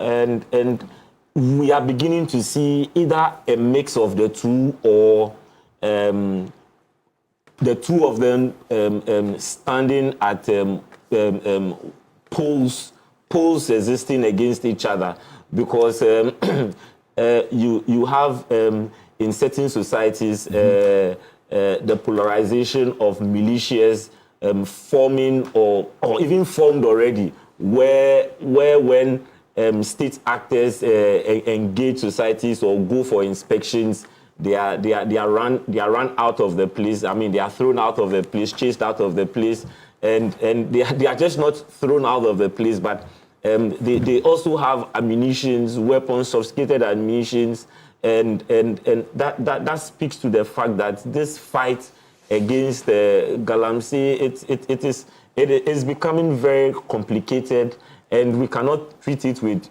kids' gloves, but we need to take control of it. Now, if you look at El Salvador, when the president came in, that's President Bukele, when he came in, the gang rates and the cartel in that particular country was so prevalent, and indeed the crime rate at the time he came to power was about 98%. That in terms of homicide crime rate. But you see, it took concerted efforts and rapid action from government in order to curtail it down. And they've been able to reduce it to 1.9%. And that tells you that when it comes to some of these activities, where hitherto we treated it as, oh, okay, it's an economic issue, but where it transcends into criminality, then it means that the state is going to be excused from that particular sphere, and the militia or the heads of these militia groups are now going to control it. And that is the incidents we are beginning to see. And when some of these criminal trends begin to surface, then it should be a wake-up call for government to address, because it is no longer the incidents of economics and let's see how we go about it, let's have the stakeholder dialogue. All those things are very necessary. But in dealing with such issues where it has now moved away from just mere economic situation, because see, some of these people, just as has been reported, earn between 3,000 to 10,000 Ghana cedis a week. And see, there are people like us and others in the banks and other areas practicing white-collar jobs who don't get that. I mean, in a week, you know, but now... So there's existing motivation to yes, do there's so. an existing motivation, and it needs an intentional intervention from government, rather than just, oh, let's have a holistic look at it. There's soft gloves towards the soft gloves towards addressing galamsey needs to be pushed away, and we need to usher in a very radical but legal regime to handle this. You look at our military population. We have a military personnel of 15,500 to 16,000 persons, and we have a reservist of about 10,000 cities. Look at the totality of the galamsey areas. Are these people motivated enough to address it? We have a police population of just about 30,000. And the UN indicates that we have the ratio of 1 police to 842. So even looking at our security architecture, we have a lot to do. So it tells you that if we're having to deploy our military and police across the country, it would be a very thin stretch of it. So then what should be the approach? Is it that we look at the flashpoints and we have military concentrations at that particular area to deal seriously with this menace, or we keep looking at it from the soft gloves approach so that slow but sure we have it tackled? It is an intervention that needs to be halted with all the rigorousness required, and the earliest we have it, the better. And that's why I bring in Dujita Makula, especially because of your position, and as a matter of fact, and the concern that as well these acts of illegal mining impacts some other areas even within your direct work and jurisdiction. I'll recall that interview that I had with the EPA boss, that is Professor Brown Kluche, on what happened that led to these journalists. In fact, 2 of our colleague journalists sustained very serious degrees of injury. They are responding to treatment now. My colleague Ibrahim Abubakar, Ashanti regional correspondent, together with the City TV and then Adom. In fact, the Adom TV reporter had a head injury. The video we've been showing since we started this program. And she narrated in detail exactly what happened that led to this head-on collision when they were fleeing for their lives. That's how she put it. They were really fleeing for their lives. So it complements what you said, the description that you gave to what happened. Now hear from Dujita Makula. This is what she said. Take a look. And this we had on Ghana Tonight. They had mined in the river body and blocked the river in such a way that it has taken different tributaries around the area and flooded some places. It's messy. It was really a bad situation. So we actually went to the car and used another route to the place. And whilst there, the people also ran. We called them to come, and then just before we could even have a conversation, they had sent news around, and so we saw built men, a number of them came with guns. We had the military with us anyway, and the national security also were with us. But then we saw that we couldn't exchange fire, so we could not fight them. So we had to run for our lives. So in the course of we running, speeding on the road, we encountered this accident. So one of the cars, which had some EPA staff and some of the journalists, had a head-on collision with a truck that is actually carrying some pipes for these Galamsey operations. We saw some of them on the field. So they had a head-on collision, and we had the injuries that they are now at the hospitals and attending to treatment. I see. So you're indeed confirming that you were attacked by Galamsey operators. I mean, we say well-built, heavily armed people who. Yes.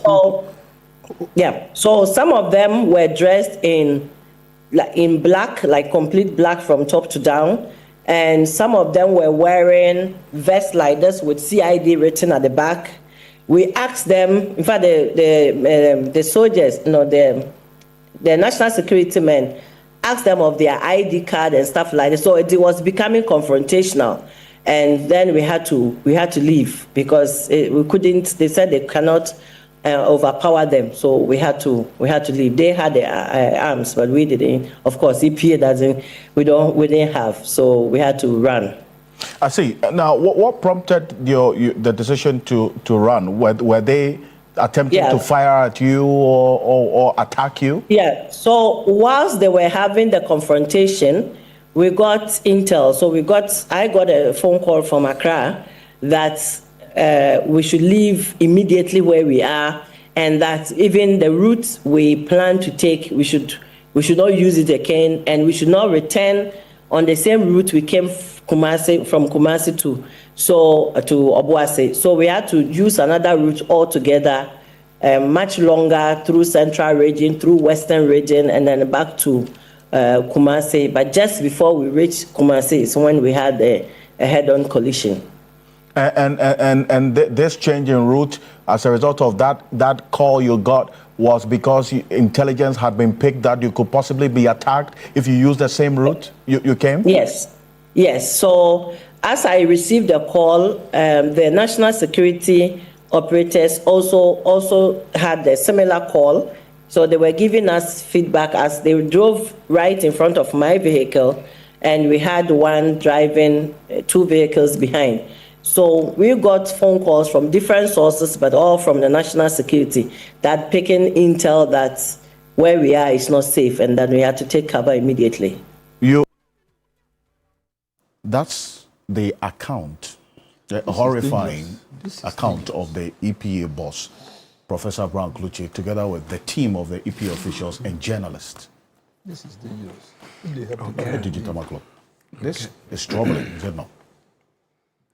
I think that without doubt, the issue of Galamsey is what you describe as a clear and present danger. At all material time, we need to appreciate that to win this war, it will require the collective efforts of all of us, be it civil society, those in government, those in opposition, traditional authorities, most importantly, and like what we are doing this morning, the local communities, the locals. You see, if we turn Galamsey, Everybody is doing it except the government. if we turn Galamsey into Accra conversation, it will remain Accra conversation, and that is what it will be. Why do I say so? We in Accra are even more concerned about the environmental impacts of Galamsey than the people who are even drinking the polluted water. I grew up in communities where we go to the riverside, fetch water to cook, to drink, among others. That's how we grew up. Today, in most of our communities, you cannot drink that same water that has been used for generations simply because of a few greedy people. Recently, I listened to one of your colleague journalists make the point that he conducted an underground investigation. I think he's with Oiripa. Paka. But yes. And he said, look, when he did this underground investigation in one of the communities in Ashanti region, he found out that the local pastor was involved, that the teacher was involved. Now they are using school kids, and in his words, Omoyam Galano. They are the kids who help in grinding the sand or what have you. The local pastor, They are not going to school. they are not going to school. So it's affecting enrollment. The teacher in the community, who is supposed to be the one to lead, the local chief gets royalties directly paid to him. And so we sit here in Accra and say, look, the chief out there has this mind that assassinate area, the land belongs to us. Why should a minister in Accra be telling me who should come and mine there? Because obviously, if the state gets involved, the state will ensure strict compliance with regulations. But he has given it to the boys. Every month, it's like having a trotro. And at the end of every day, the trotro driver comes to do what? Give you sales. That is the kind of thing that is happening in our rural community. So we craft the beautiful narratives, the beautiful laws, the interventions, and then we go there and there is resistance. Look, all over the world, we do appreciate how successful has it been in fighting guerrilla warfare? I want to know, those with the expertise, how successful has it been in fighting? Because you see, the people who are armed and in this forest and what have you, they are not using conventional methods. They are doing their own thing. And that is why the minister, consistent with what he wants to do, said, look, the time has come that some areas must be declared security zones. And that once you map up those areas as security zones, then you can deal with them. Now, you see, I've been part of this conversation at a certain Level. maybe level. Looking at all the mechanism, because curiously, excavator doesn't use oxygen. You supply them. It uses something. So the discussion we are even having is at a different level, trying to know. But this also requires a certain level of intelligence. See, at some point, a fuel station sort of was found in the heart of the forest. Look, Which falls with... That's where I am coming. So the guys would now, what they are basically doing now is to create their own fuel stations. In the forest. Deep forests. So what we are doing, regrettably, is that we have turned the conversation into a KPI, more or less, for a government. And because we have turned it into a KPI for a government, right, the people out there feel that they are detached from government. And so they are living in their own kind of country. Look, this morning, Nymos went to one of the eastern region towns, just on the Kumasi main road, arrested 32 people. Out of the 32, only 5 were Ghanaians. This morning. This morning. Only 5 were Ghanaians. The rest are Nigerians. So again, insurgents. that again, buttresses the point that Mr. Kofi Benton makes about the Galamsey fight having taken an international outlook, where in this case, our West African neighbors, the Burkinabes, the Nigerians, the Ivorians, are now coming into Ghana. The nature of advocacy in Ghana is a bit different from the case in Ivory Coast. So you don't have a lot of Ivorians coming into ours because there's more sunshine here. Just by the Ivorian border, the next community, there is a whole mining, galamsey going on. I mean, if you're in the aeroplane and you are just about descending into the Ivorian capital, what's the name? Abidjan. You see how polluted the water body is. Simply because the level of advocacy we have here in Ghana, that is not the case in Ivory Coast. You see, I want us to maybe do a bit of a reverse in terms of framing. By the time President Mahama took over the leadership of this country on January the 7th, and today, this government had ensured that not less than 500 shamfines have completely been destroyed. I ask a simple question. What would have been the state of affairs with that 500 shamfines on our water bodies? Alfred, assuming that this government didn't do anything at all and allowed the 500 shamfines to be on our water bodies, what would have been the state of our environment today? That is when you begin to appreciate efforts. That is when you begin to appreciate results. 2, by the time today, over 1,000 water pumping machines have completely been taken from the galamseyers, redistributed to district assemblies, among others. Imagine having over 1,000 water pumps on our water bodies today. What would have been the state of affairs? I will also question the political will. You heard here. That In fact, with all of this, when I listen to the question of political will, immediately I felt my sister Awula Sewa has not really been fair to President Mahama. why is that? And I'll come there. I appreciate her advocacy and I respect her for that.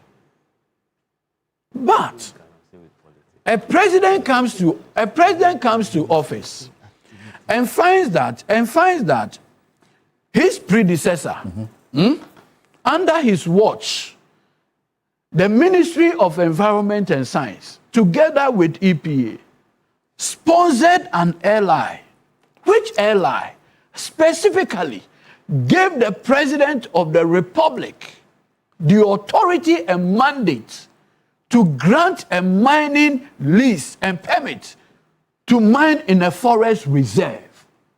That is what happened before. President Mahama, with the benefit of power, the first thing that he did within the first 3 months was to have that portion that gave the president the authority to enter into our forest reserve. He said, remove that portion. I have no personal interest in any mining. I don't need it. How is that not political will? What's the meaning of political will? The last time I checked, it's a decision by a politician or whatever it is to take a decision. That willingness is what culminated in President Mahama saying, I don't need it. And today, as we speak, under the watch of President Mahama, has he issued any mining lease to mine in any of our forest reserve? You say, please, that 35 mining lease, let us not confuse issue. Were mining leases that were issued by January 2025. By January 2025. January, you mean before he assumed office as president? Within the month of January 2025. When he was president. Please, he took over when? January. 7. Yes. Prior to that, who was there? No, but we say So please. within the month. No. What I want you to know, I have seen the narrative out there, that's why and I attempt to create the impression that under the watch of President Mahama. But first of all, let's clarify 2 things. A mining lease in and of itself is not a crime. We agree. That is true. I don't agree. The morality. Okay. No, hold on, please. No, let's stagger the conversation. Yeah. A mining lease in and of itself, is it a crime? No, I don't agree. Wait. There's a point of disagreement. Yes, I agree. He says he disagrees. So what it means is that, to his view, every mining lease is a crime. No, I didn't say that. So what's the point of disagreement? You are confusing me. When I asked, you see, senior, maybe. I mean, ask the question. Let's stagger. I asked the question. Under the circumstance, every mining lease. Morally, it is immoral to the extent. No, we have moved the conversation to morality. I'm explaining, yes. Let's appreciate the morality conversation. But I want to say that a mining lease in and of itself does not constitute an offense. It is subject to what it is used for, correct? Now, in this specific case, our laws do not prescribe the issuance of mining lease, particularly when it is not in a forest reserve. Now, what the airline in the past was doing, and everybody appreciates. Hold on, please. Let me make my point. What everybody appreciates, that airline was specifically done because at that time President Nana Addo Dankwa Akufo-Addo had a personal interest in mining in the Etiwa forest. That's a fact. You know it. So please hold on. Since at the time that airline came, giving the president that authority and mandate because President Akufo-Addo at that time had a personal interest in getting mining done in the Etiwa forest. That was it. And those who don't President Mahama came. They are also giving leases. Calm down. President Mahama came and said, look, I have no such interest. And for that matter, that authority and mandate I have under the LI to issue mining permit in forest reserve, I want that revoked. And same was done. 2, today as we speak, we have before our parliament an ally to revoke this particular ally entirely with no exception. That is forward march. That is progress. If that were to be the case, even 2-3 years ago, would we be having this conversation? Have we not moved forward? Yes, we have. Has there not been specific targeted achievements? Yes, there had been. That is what a government is supposed to do. Now, people say, what is the result? Yes.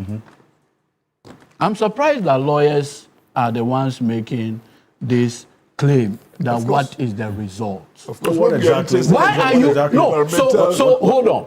My 2 colleague lawyers have made the fight looks as an event. No. Is the fight an event? No. I'm surprised that you. We have discussed this. No, hold on, Senior Apiakubi. I am really surprised. Why are you surprised? That even you, yes, when you claim that your efforts in your small jurisdiction constituency, what were the challenges you faced, even in your small? We don't discount. No, please. Today, we applaud you that as a member of parliament, at least you took some initiatives, even at personal risk. Yes. To the point that even some of your MPP people who contested you in their primaries used that against you in the primaries. Yes, so I'm saying that, but at least you put in the effort. Did you eradicate Galamsey in your small community? No, I expected. No, hold on, Senior. Let's start the roundup. Yes. Good, but I'm saying that just when the matters have come up, look, by 2024, right by the roadside in Konongo. Konongo is not the main jurisdiction. I'm not saying it is. Okay. We saw people mining just by the roadside. I am just saying this morning, and I want to submit that President Mahama has specifically put in place some interventions, which interventions are yielding results. Have we gotten to the point where we will say we have achieved what we have set out to do? Certainly no. Can we do more? Yes. I have listened to Avula make the point about the lack of political will translating in lack of resources. For NIMOS, he says, if you have the political will, and I want you to run up on this one, if you have the political will, why set up NIMOS, which Kofi Bento says is by far, one of the most potent interventions, or the only potent intervention. You set up NIMOS, and you don't give it the resources to execute its mandate. Where lies the commitment and the political will? End of this point. Gentlemen, please. So you see, it would be completely disingenuous for anybody to say that NIMOS has not been resourced. Do they need more resources? Yes. But any suggestion, even remotely, that NIMOS has not been resourced is completely disingenuous. What exactly do you mean by that? I say this because I am privy to things that have happened. The issue of NIMOS was deliberated upon at cabinet. Funding for it provided.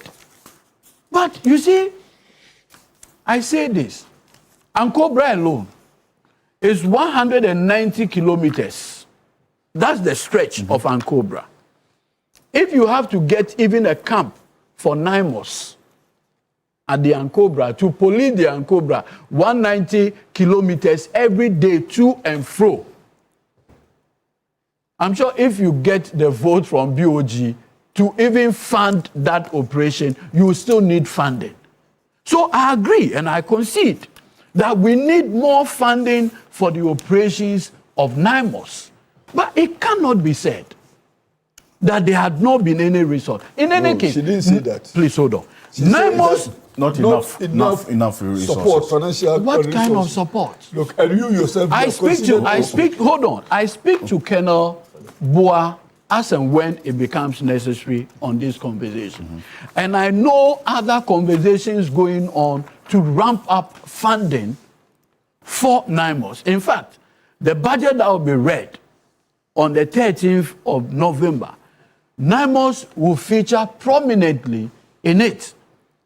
These are all interventions. I am aware that even Gold Board, as a country, hold on, please, gentlemen, even Gold Board, not too long ago, intervened even with cars.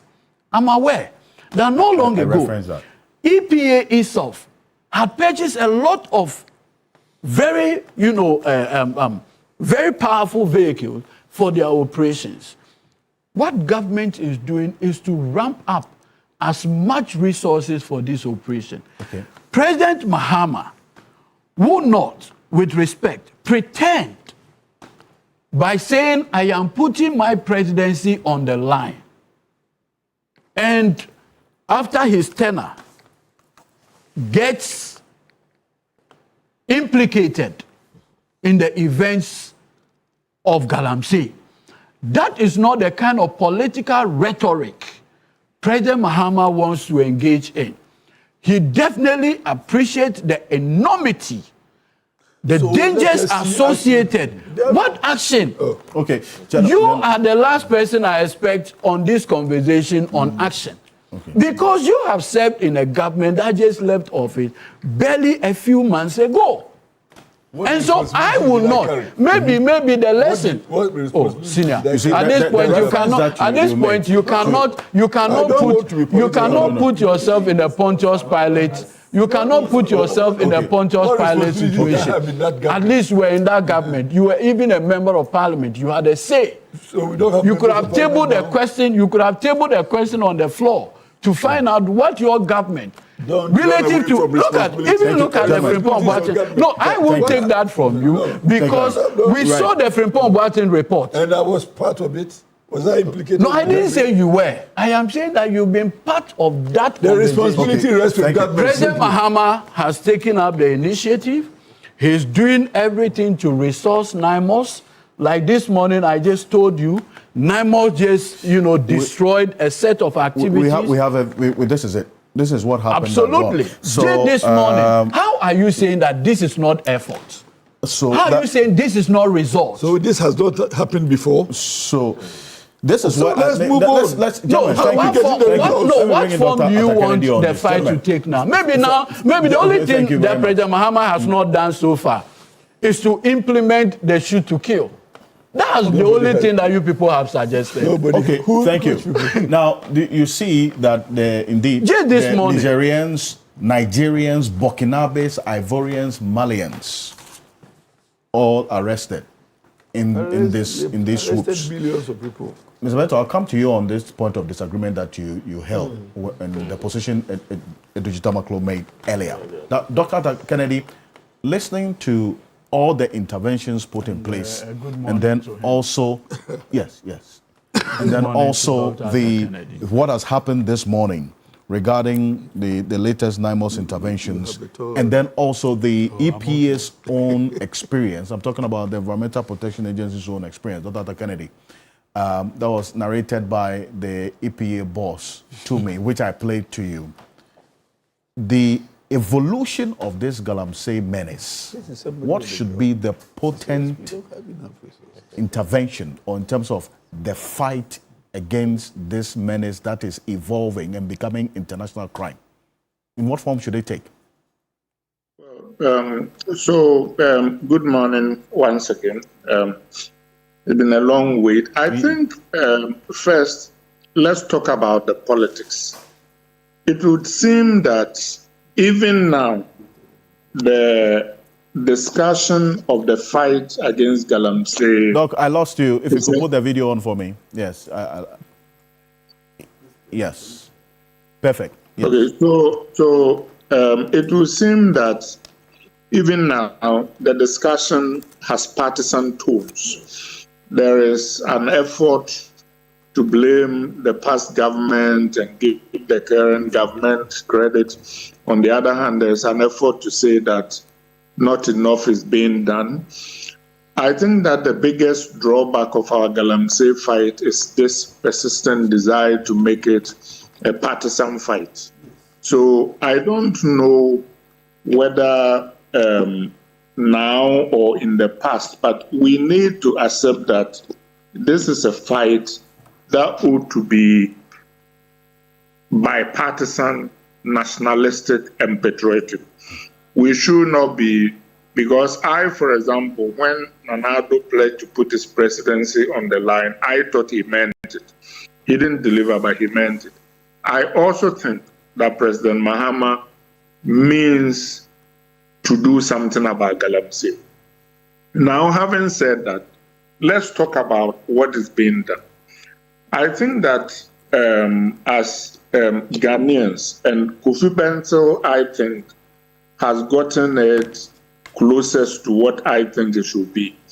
I think that basically we do not appreciate the fact that this is an existential crisis for the country. In other words, to quote him, we are taking knives to a gunfight.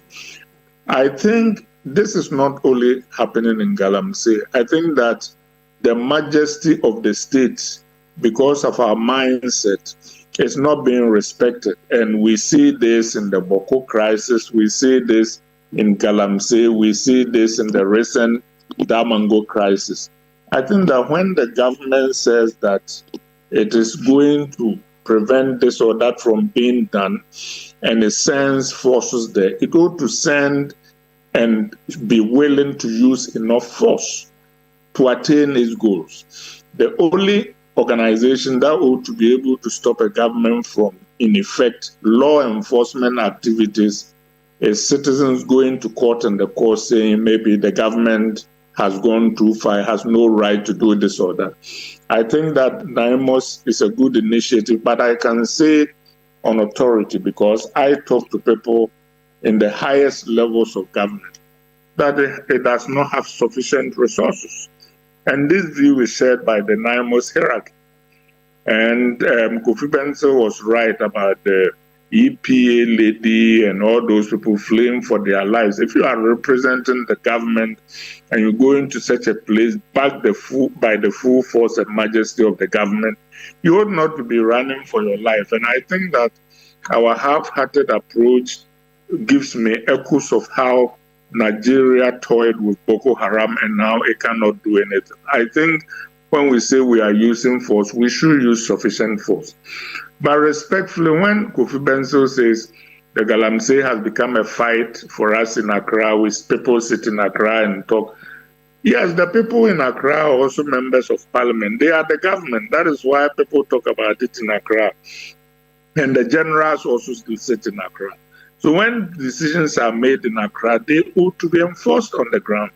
I think that right now, we need to unite behind the president and be nonpartisan so that we encourage him to do what is it that needs to be done. Because I think this is an existential threat.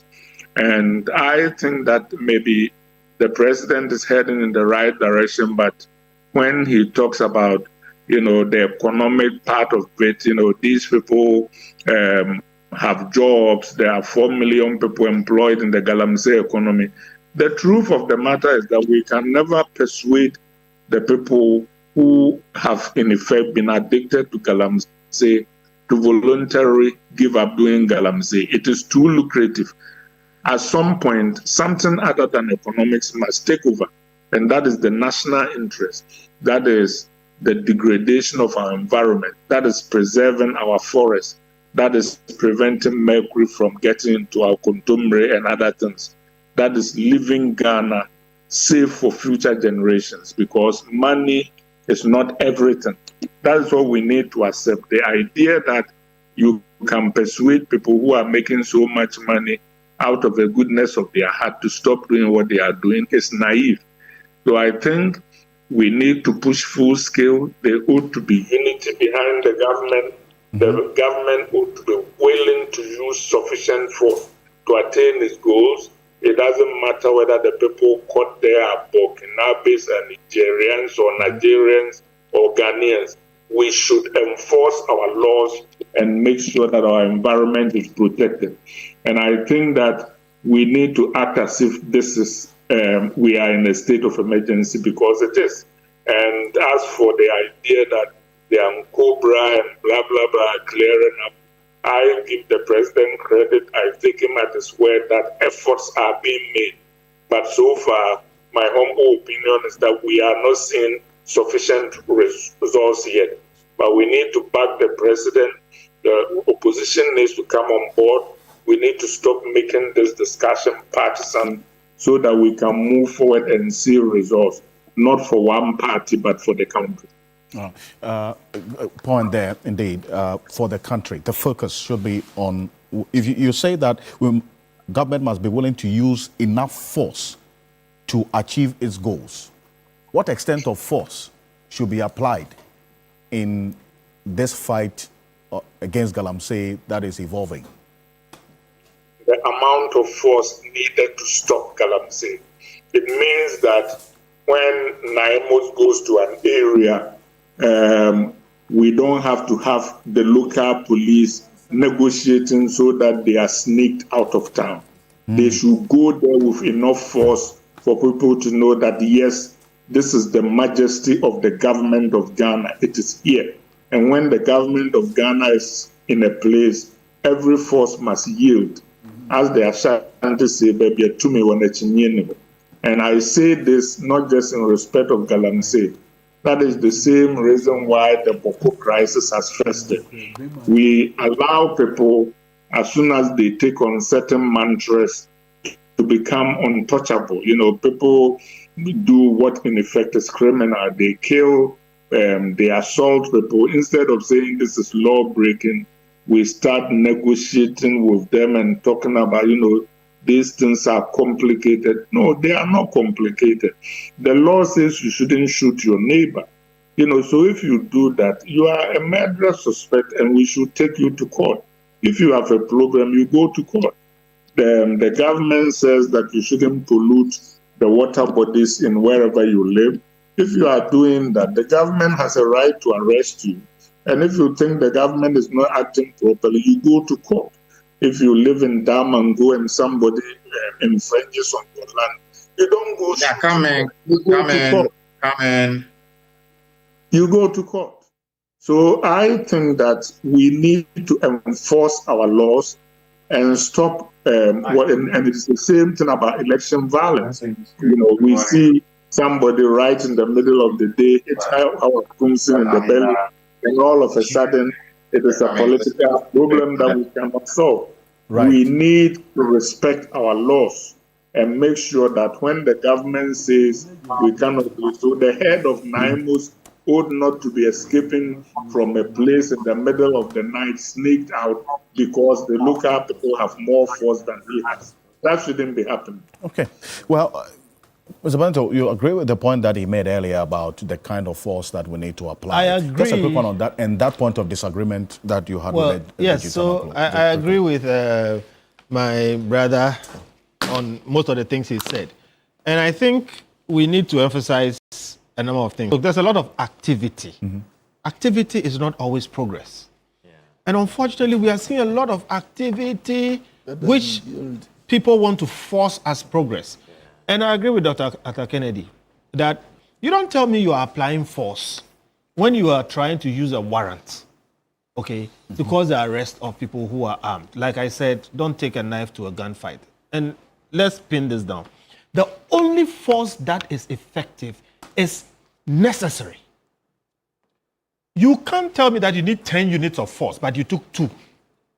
That's not force. The only thing that can be described as effective force is to use the necessary amount of force that you have to use.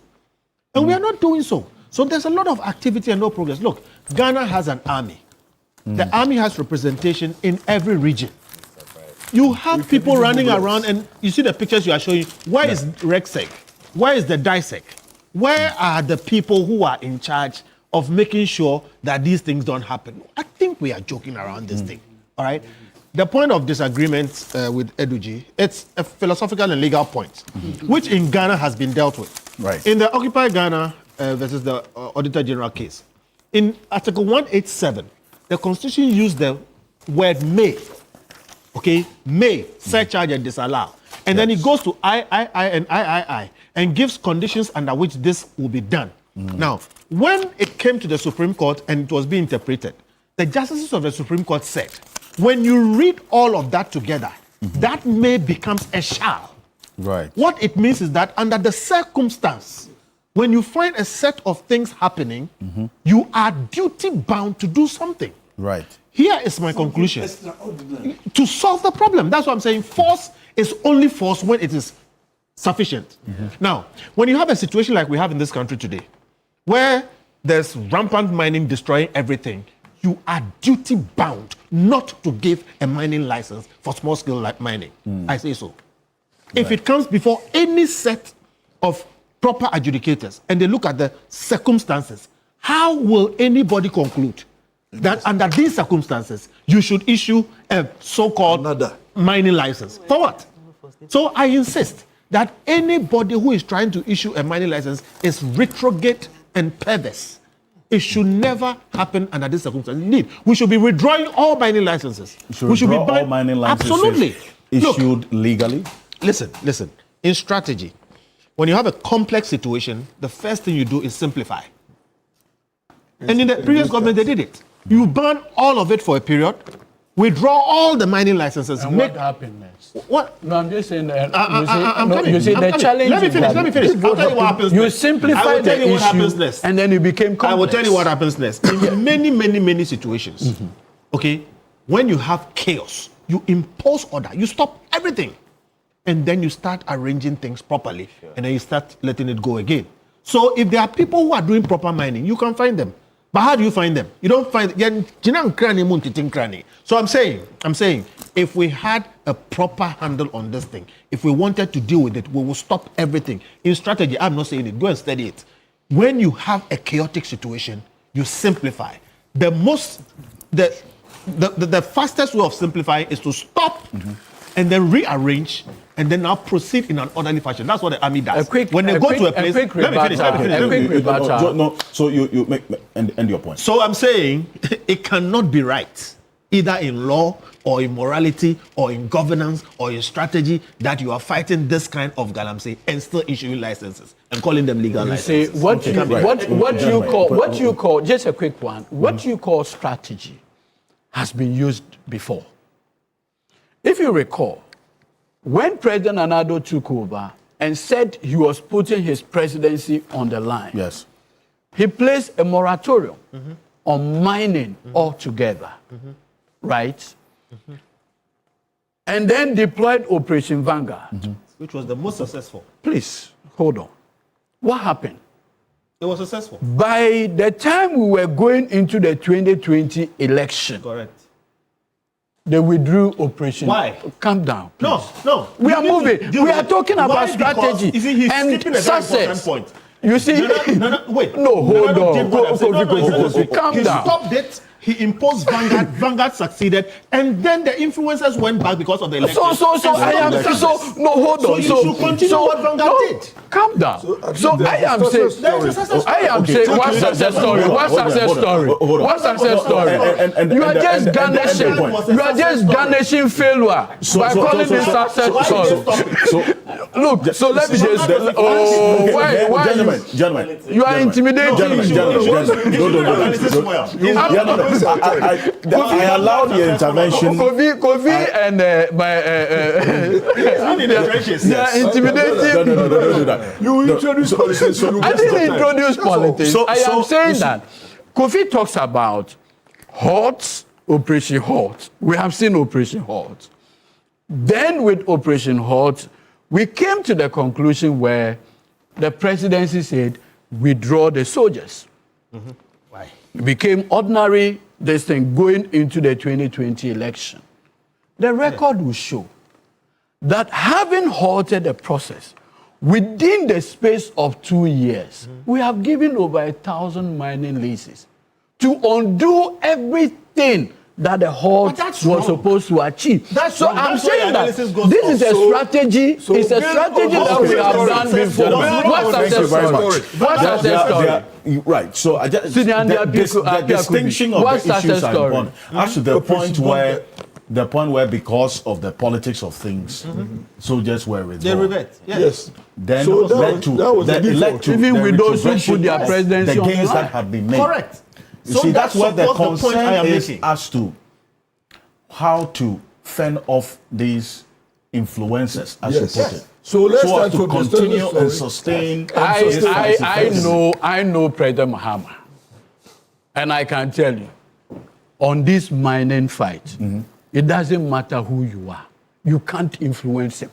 2, he has no election to contest again.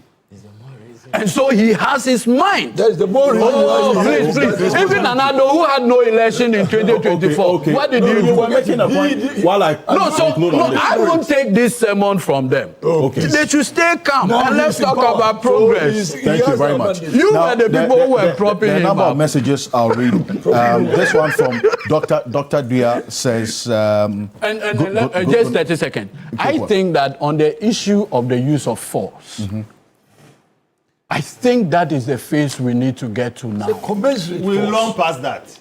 This is where we have gotten to.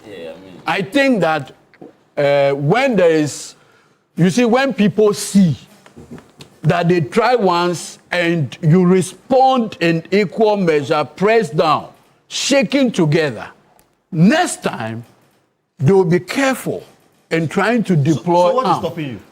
Oh no, wait. 10 months? Get there.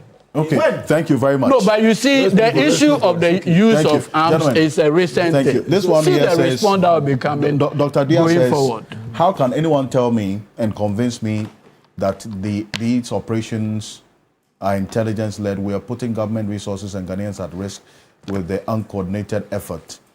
What is the point of giving medicine at low, ineffective dose? Yes. What real backup did the EPA team have, and was the intelligence precise? Who planned this? How do you get in? How do you get out and achieve objectives? Thank you very much for the message. This one here says that when you are weak, you are a threat to peace, you say. It says this one here says that so far the conversation is gearing towards, I think it's just ended on the point that Lloyd Tamaklo made. So far the conversation is gearing towards the acceptance of the use of force. Alfred, I would kindly encourage that your guest should be measured. I thought that's what measured in recommending the use of force. Force could be misapplied or overly applied, and that could also create another problem. The guiding principles in the application of force. Soldiers have an operational strategy on the use of force. If you don't use force, they will not respond. And even in the use of force, soldiers are told where to hit and where to. So there are rules of engagement. So at that point, that will be done. Thank you very much. This one here says Musa Batwa in Aswasi. Alfred, now it's clear that the fight against Galamsey has reached crescendo because the Galamseyers are gradually turning into rebel-like groups. I agree with Kofi Bentil on this, but I have confidence in this government ability to deal decisively with this existential threat. The NIMOs are an excellent intervention. You say. This one here also says if the EPA boss had been killed, she would. I think you are reiterating a point that Kofi Bento made. This is from Nana Genchi Amwako the 10th, a hunter in the west. That's a hunter west. Thank you. This one says, good morning. While we are all campaigning for the fight against Galamsey menace, we equally owe the duty to educate the public well. To acquire a mining lease in Ghana, the process takes not less than 60 days. Thus, it will be mischievous for anyone to suggest that the licenses issued in January were actually done, within this period by President Mohammed's government. More so, when as of the date of such issuance, sector ministers that should supervise such processes had not taken office. I agree, more must be done radically to win the fight, but let's also be objective. Patrick Fafali, Esquire, thank you very much for that message as well. This one here, coming in from Engineer Muhammad Abdullahi, says, good morning, Alfred. The story isn't about the narration. What is happening currently is what matters. You say, thank you very much for your message. Adolf Mate was watching us as well, and those of you watching us on the Voice of London television in the heart of the city of London, this one, he says, ask Apia Kubi how he's able to be Woon to Miss lawyer. Go to his area and see how long. The issues. Thank you. Adolf Mate is asking how yes. We want to respond to this. Yes, let me respond to this. You see, he said, no, the message in full. It says, how are you able to be Woon to Miss lawyer and still talk about this fight against Galamsey and the successes that you have chalked in your constituency? Because these are two rivers that will never meet. Yes. So what's happening? No, let me go. My work as a professional lawyer is to defend a client who has been arraigned before court and charged with offenses. My work is not to seek to exonerate anybody who would have done something against the law. Okay. So my work as an officer of the court is to assist the court to come to a judicious determination of the issues before the court. Fantastic. And that is exactly Senior, what you have I do. explained the lawyer's work. Senior, you have explained the work of the lawyer. We agree. In any case, my client has pleaded not guilty. Okay.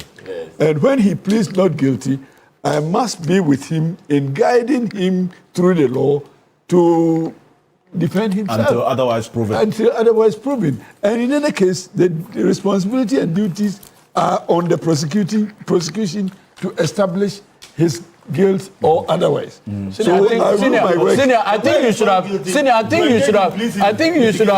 have ended the very first point. Okay, thank you. It's okay. So prosecution has a duty and responsibility to establish the evidence and to engage in police investigation. Yes.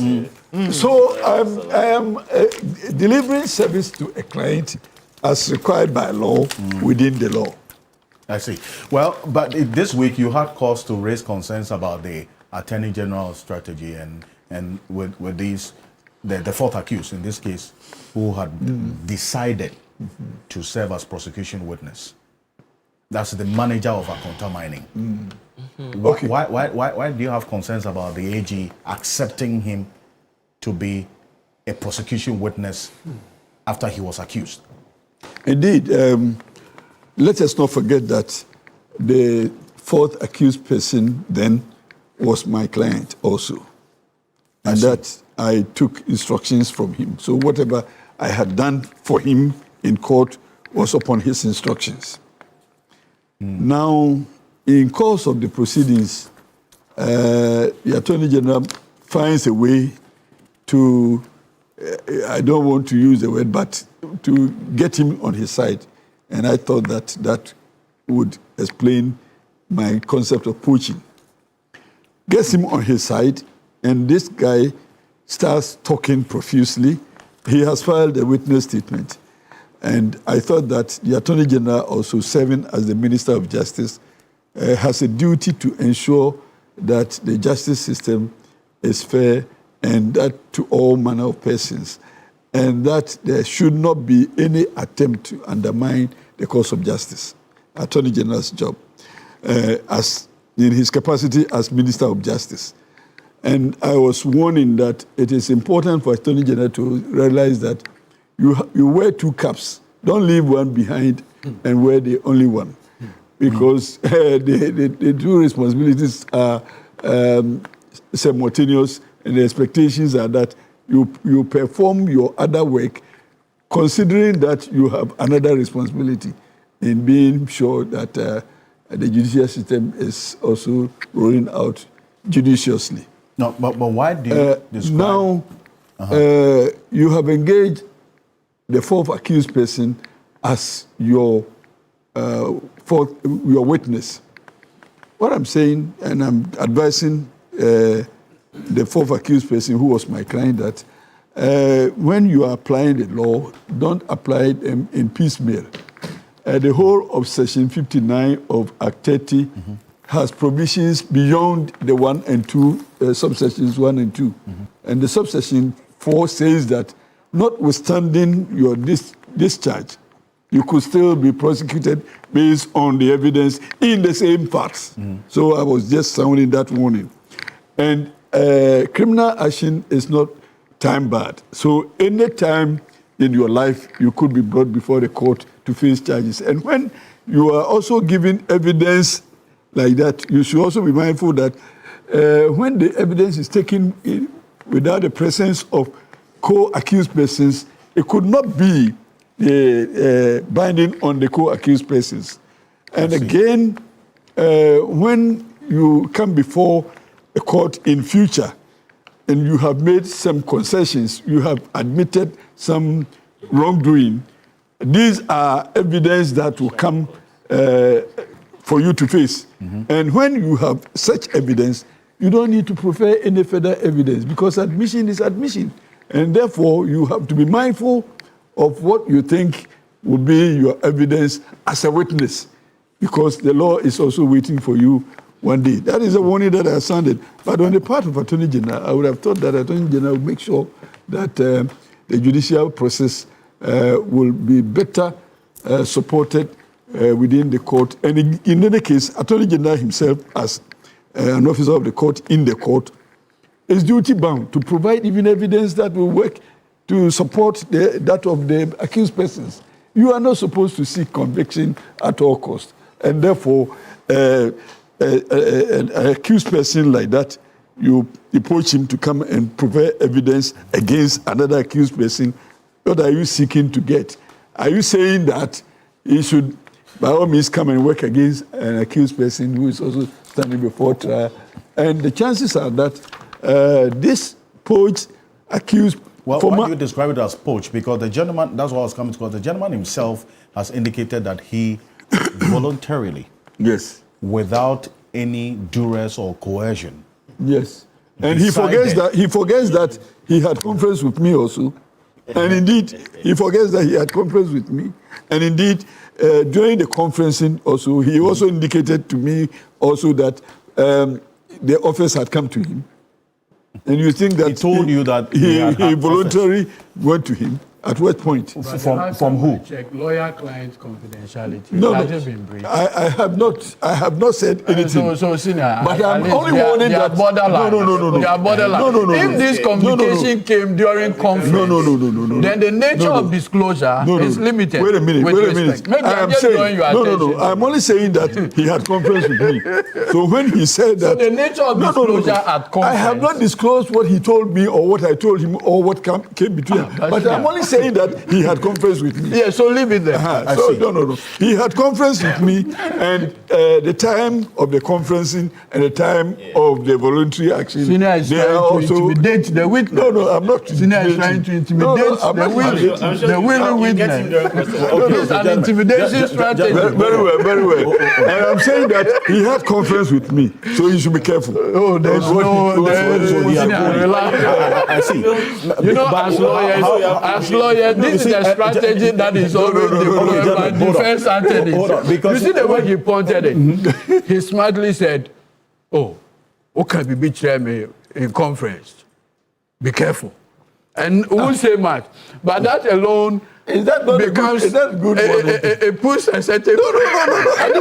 But this is, and I'll come to you, Mr. Mentor. I know, you know the intimidation strategy. Kwesi testimony is he's saying that he is complaining about the choice of word poaching. Yes. And I say that at least he had conference with me. That is in answer to the accusation of me using the word poaching. Okay. I say at least he should he should be reminded that he had conference with me. Right. That's why I pointed out his and own... whatever his I did narrative upon his instructions. I see. His narrative was that he did this voluntarily without coercion or any form of inducement.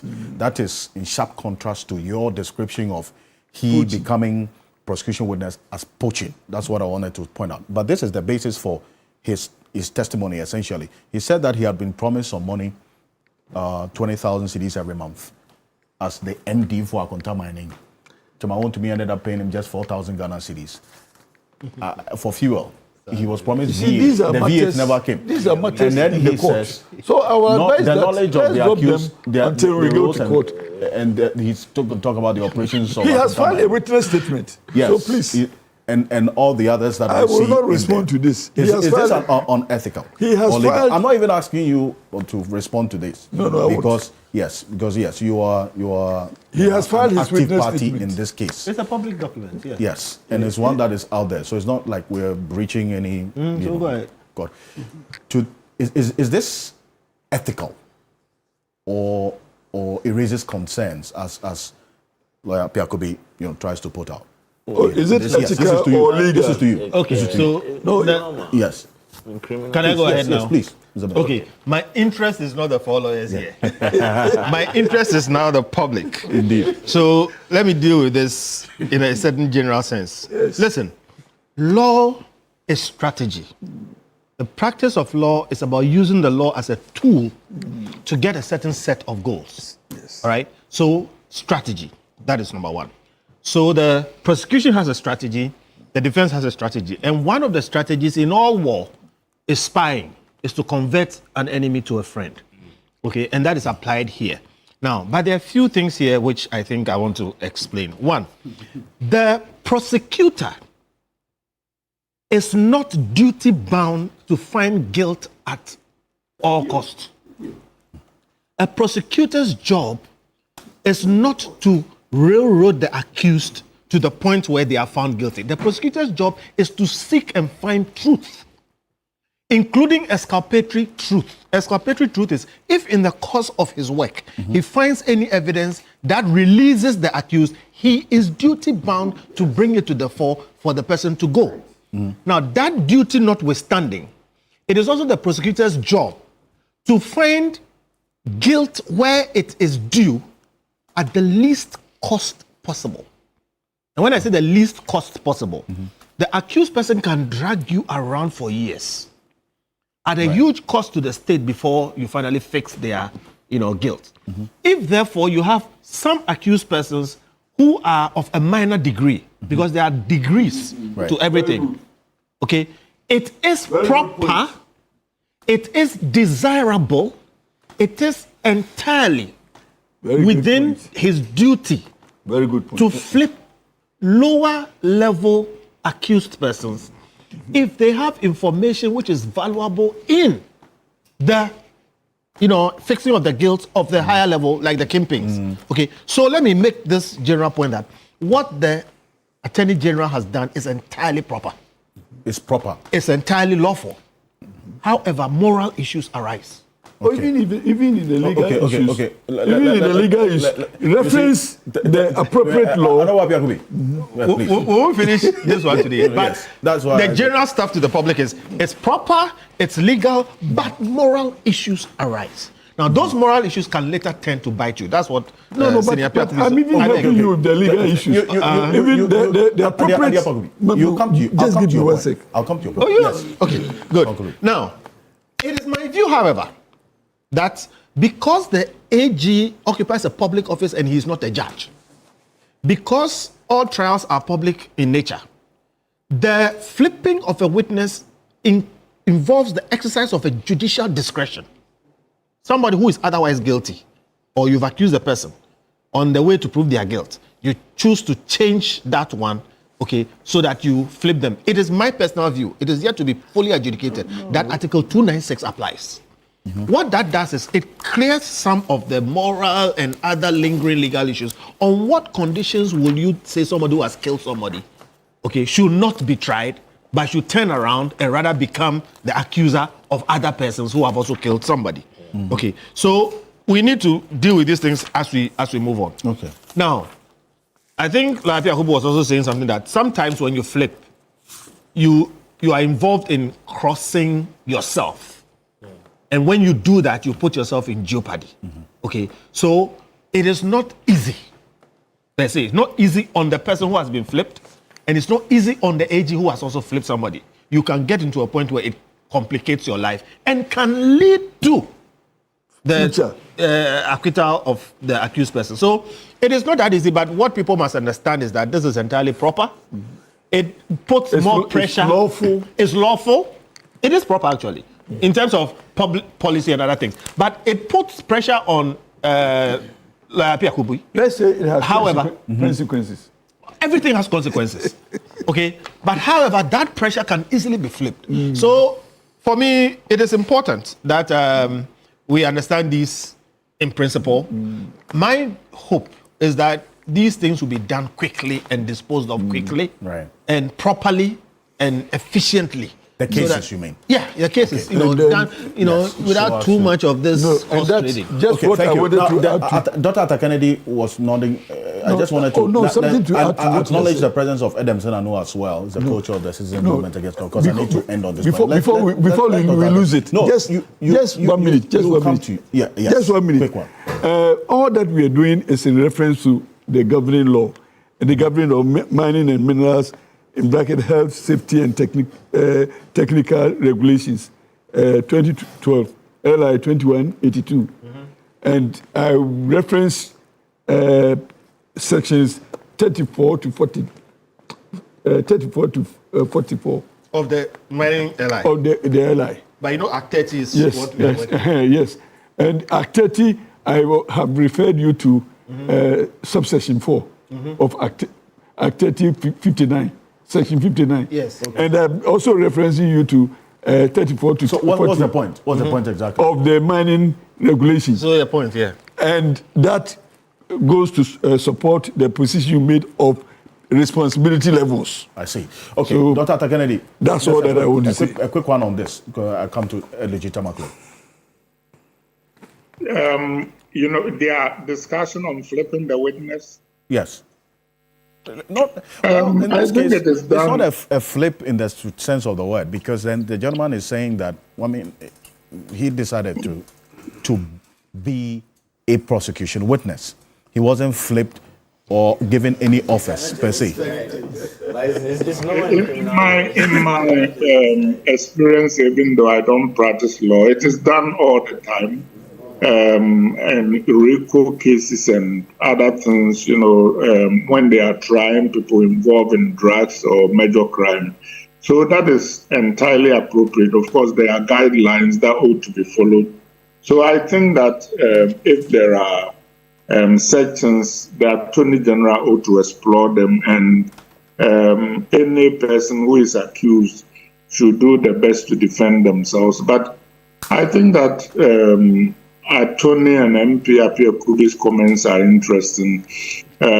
Yes, the Attorney General has a duty for truth, and he's not obligated to convict, but he's also acting in the public interest. Before he brings a case, he ought to believe that probably a crime has been committed. So he doesn't just get up on a whim and go to court. So he must believe that there is probable reason to believe that somebody has committed a crime. And I completely support his willingness to deal with somebody so that he could convict higher ups. In fact, it might be that Wontumi himself, this is just speculative, can say that, yes, you think I am one of the major people involved, but I can tell you the whole story about Galamsey and all the big politicians involved. And in return for that, maybe he himself might not go to prison because he will help us unravel Galamsey involving higher ups. So I say that the Attorney General is on the right path and he should deliver the best he can for Ghana. But he should not accept 80% and all that and let people go. That part of it, and Nole Prosecutions, I don't agree with those. Right. Thank you, Dr. Kennedy. Adam Senanu, good morning. Thank you for joining us.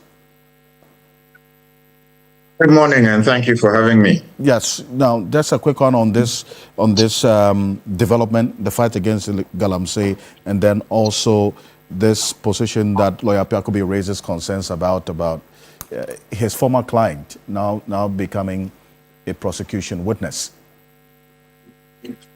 Well, let me first of all align with Kofi Bentel and Dr. Arthur Kennedy when we talk about crisis. In my view, there's a frighteningly high disconnect on one hand, and on the other hand, a denial that we have a crisis on our hands, and both are bad. The disconnect where people don't see the extent to which this affects all of us existentially. And then on the other hand, the group of people who know that we have a problem, but they are in denial about the magnitude of the challenge that we face. And whichever case, crisis requires radical actions. The question is whether at the moment we are being as radical as we ought to be. And indeed, when the president spoke and said, he was unable to call a state of emergency, I had serious, concerns. I mean, in my mind, I wished we had looked at it as a state of emergency. And I was wondering, do the security couples really know where we are? Whoever is advising him, are we going to regret this along the way?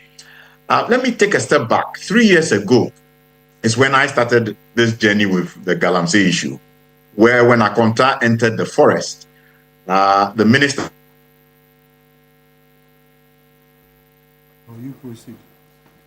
Hello. I think I lost Adam Senanu there. 3 years ago is when some of us started this journey. At the time, Akonta Mani had entered the forest. The minister had said it was illegal. The head of the Minerals Commission had said it was illegal. After 3 months, there had been no action.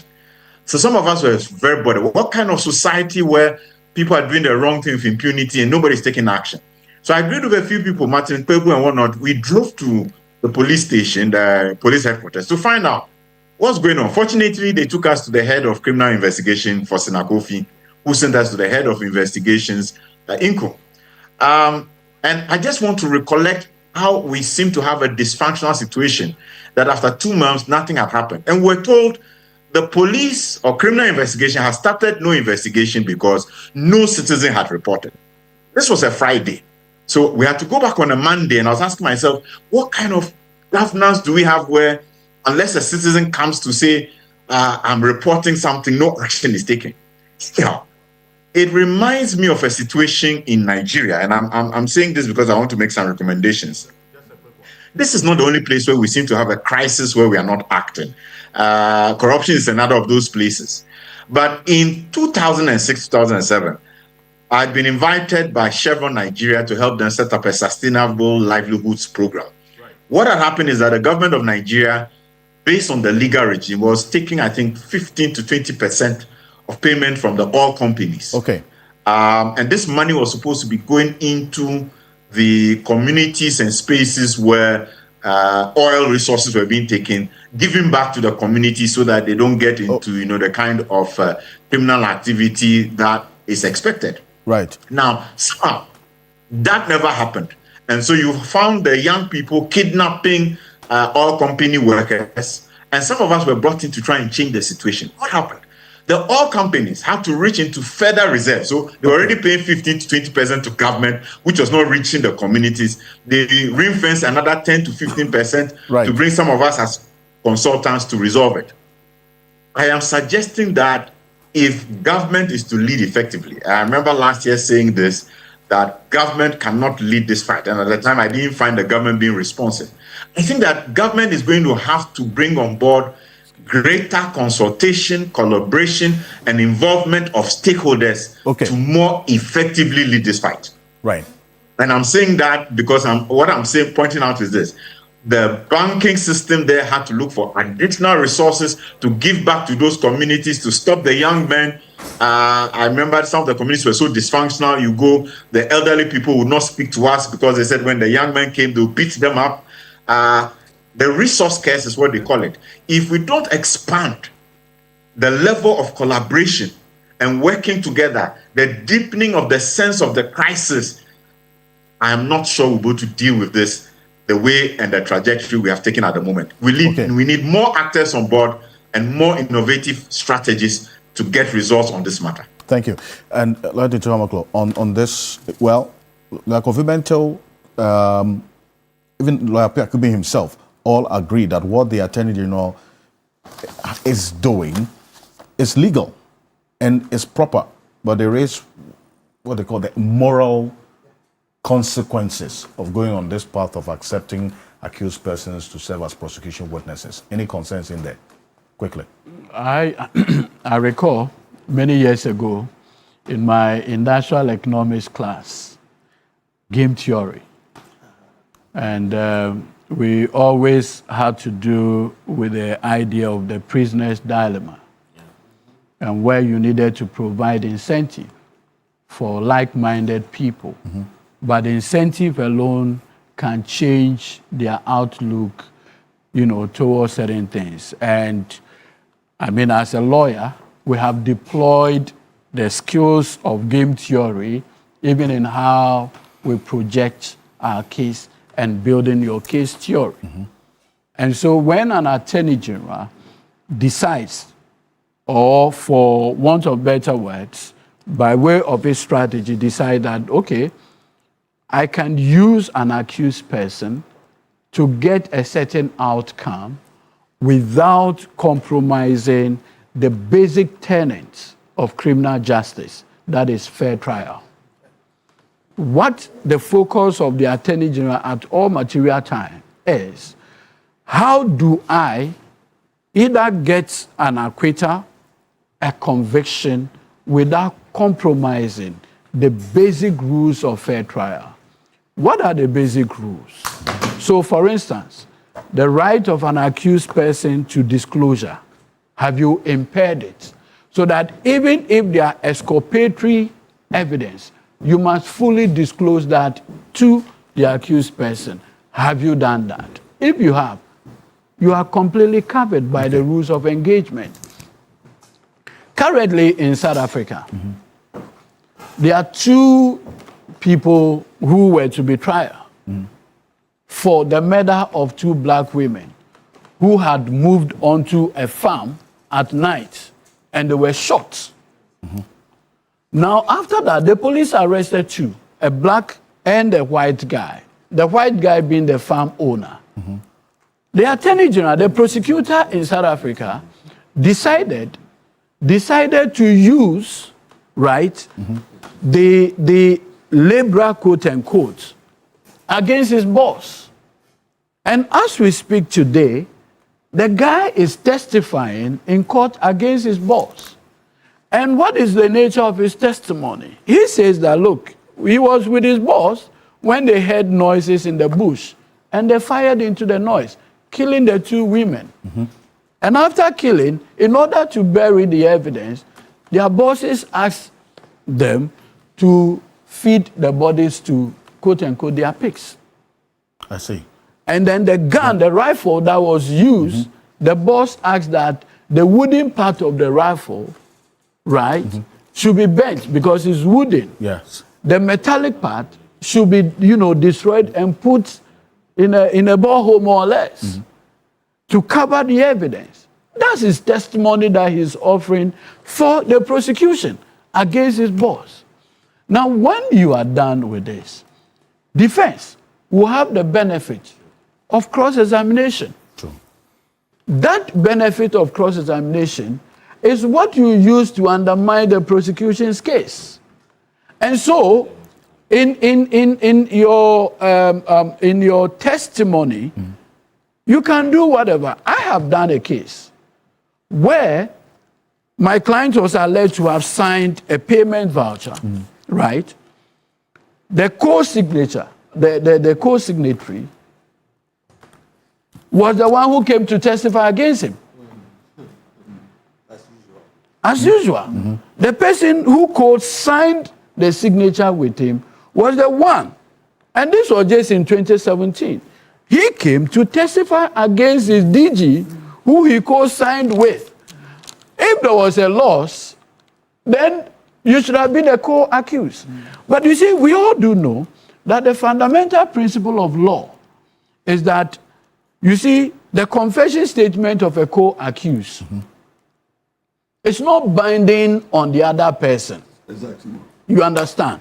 The confession statement of a co-accused is not binding on the other one. And listen carefully, unless that other person has taken positive steps to admit the nature of that confession. So it is called confession statement. But you see, like we always say, when a prosecutor goes to court, he builds a case theory and parades a certain number of witnesses to do the work for him. So you can have an expert witness, you can have a witness of facts.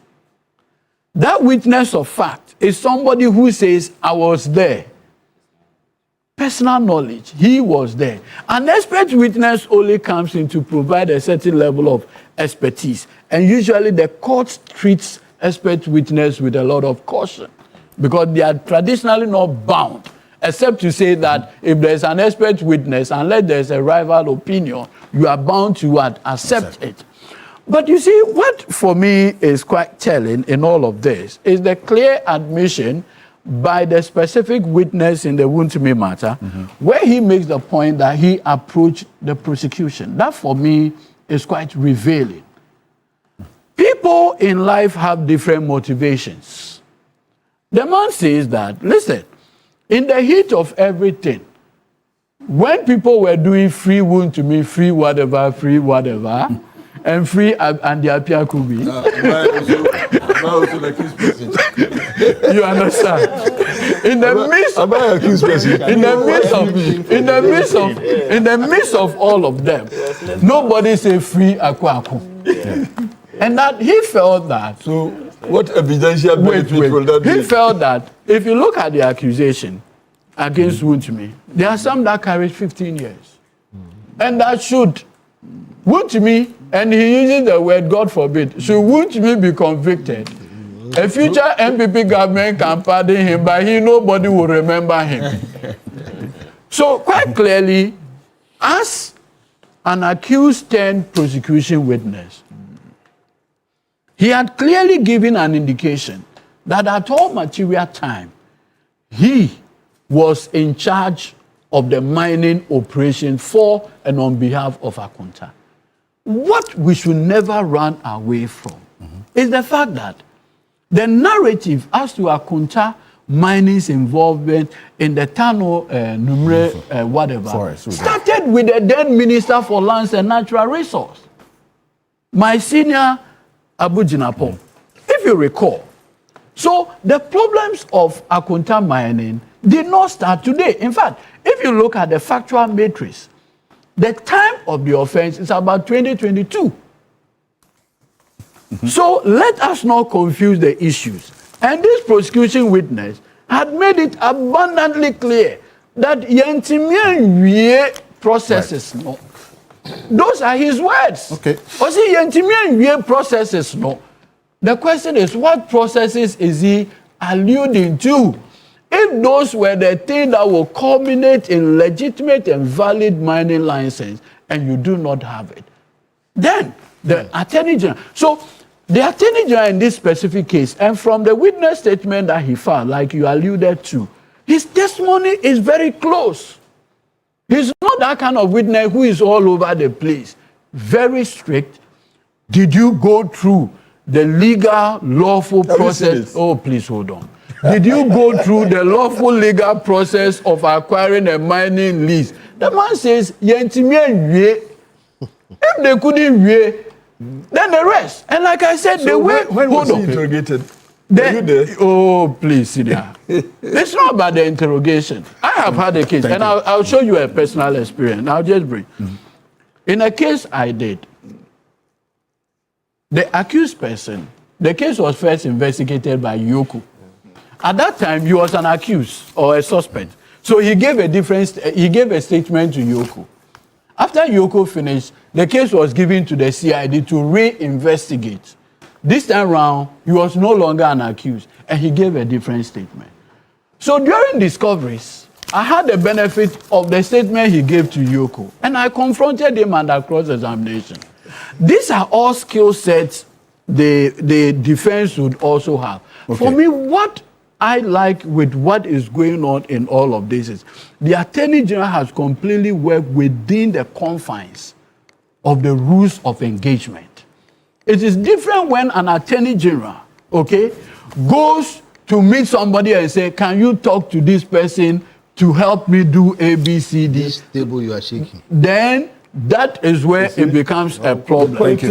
No, there's no politics. Thank you very much. There's no politics. Thank you. Thank you very much. No, it's not. So I am just saying that in this particular case, what the Attorney General has done is strictly to work within the confines of the law. Now, that leads us into our next issue. Gentlemen, thank you very much.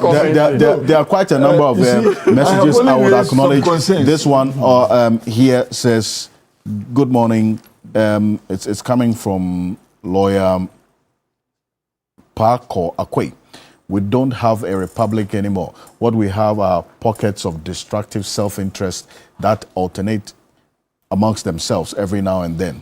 You say, thank you very much. And then this takes us to our next issue. Look, earlier in the week, so let me be recorded that I'm not commenting. Yes. I have my strategy. Indeed. At any point in time, you will deploy. A strategy will come out. Perfect. Thank you very much. Now, the special prosecutor sat with KSM earlier in the week. Don't disclose. And the special prosecutor says, gentlemen, thank you. The special prosecutor says that, look, those who are calling for his head because Ken Ofori-Atta exited the jurisdiction when it was apparent that he was going to be a subject or an interest of a number of investigations. They have been unfair to him. And this is why. This is what he told KSM. Take a look. Always work together with Attorney General. Attorney General in turn should hold our hands. We are working for one republic, one Ghana. The main perpetrator from our standpoint, the main perpetrator had no intention of returning back to the country. Of course, he had left the country earlier in the year during the transition. Now we should place this in proper context because we've attracted some flag that why did we allow him to go? Mr. Misa, he left before 7 January. Between 1st, I know the exact date, but I'm not going to mention it. All I'm saying is between 1st and 6th January, he had left. Who was in power during those few days? And we don't control the airports. We don't control the exit. The OSP doesn't control the exit points. But we are taking flag day in and day out. Why did we allow him? Let me put it this way. his cousin was president. Let's face facts. Yeah. Before John Dramani Mahama was sworn in on 7 January, Nana Akufo-Addo was the president. Yeah. That was his cousin. He had kept him in the office for more than 7 years. I'm saying when he left, the president was Nana Addo Dankwa Akufo-Addo. Okay. At the time he left, we were not getting the cooperation at the time from other security agencies. You weren't getting cooperation? No, we're not.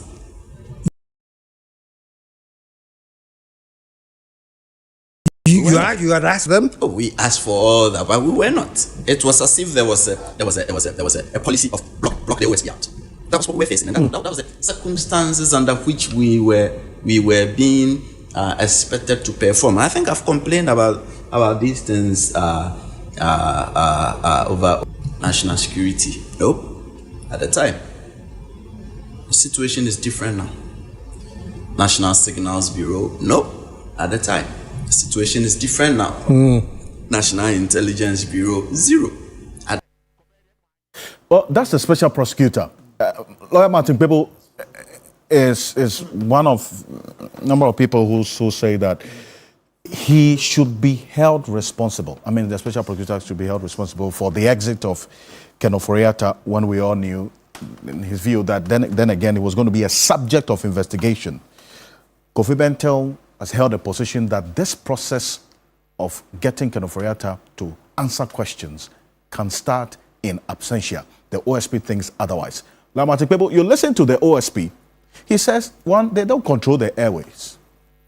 Secondly, when Ken Ofori-Atta was leaving this country, his cousin, the president, obviously was still in power between January 1 and January 6.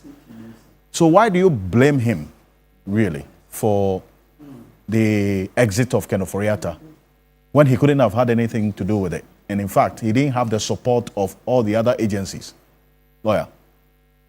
Yeah, so, Mr. Ocansey, you see, last week I told you that I suspected collusion between Kisi Ejabe and Ken Ofori-Atta. Why? There you have it. You see Gbeshi or Popo Blibli has caught Kisi Ejabe to come and confess. You heard the statement.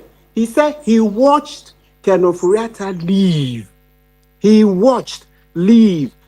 He was powerless to prevent it. He went to immigration service, didn't get help. He went to NIB, didn't get help. When the obvious answer and the best was around, that tell the sovereign, the owner of the country, the ultimate decider of things in this republic, that is the people of Ghana. That is the people of Ghana. Look, Mr. Ocansey, let's not forget, Kisi Ejabe is a first-class graduate of law. And Kisi doesn't understand the constitution, that the ultimate decider of major decisions in Ghana is the public. Inform the people.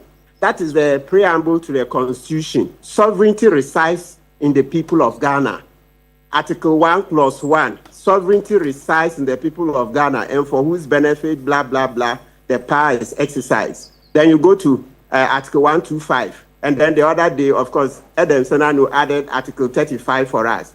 And even apart from using the word sovereignty, there are many other provisions of the Constitution that show that when you have difficulty, go to the public. Transparency. I told you Kisi Ejabe is more corrupt than Ken Ofori-Atta himself. Why do you say this? I mean, are you not being unfair?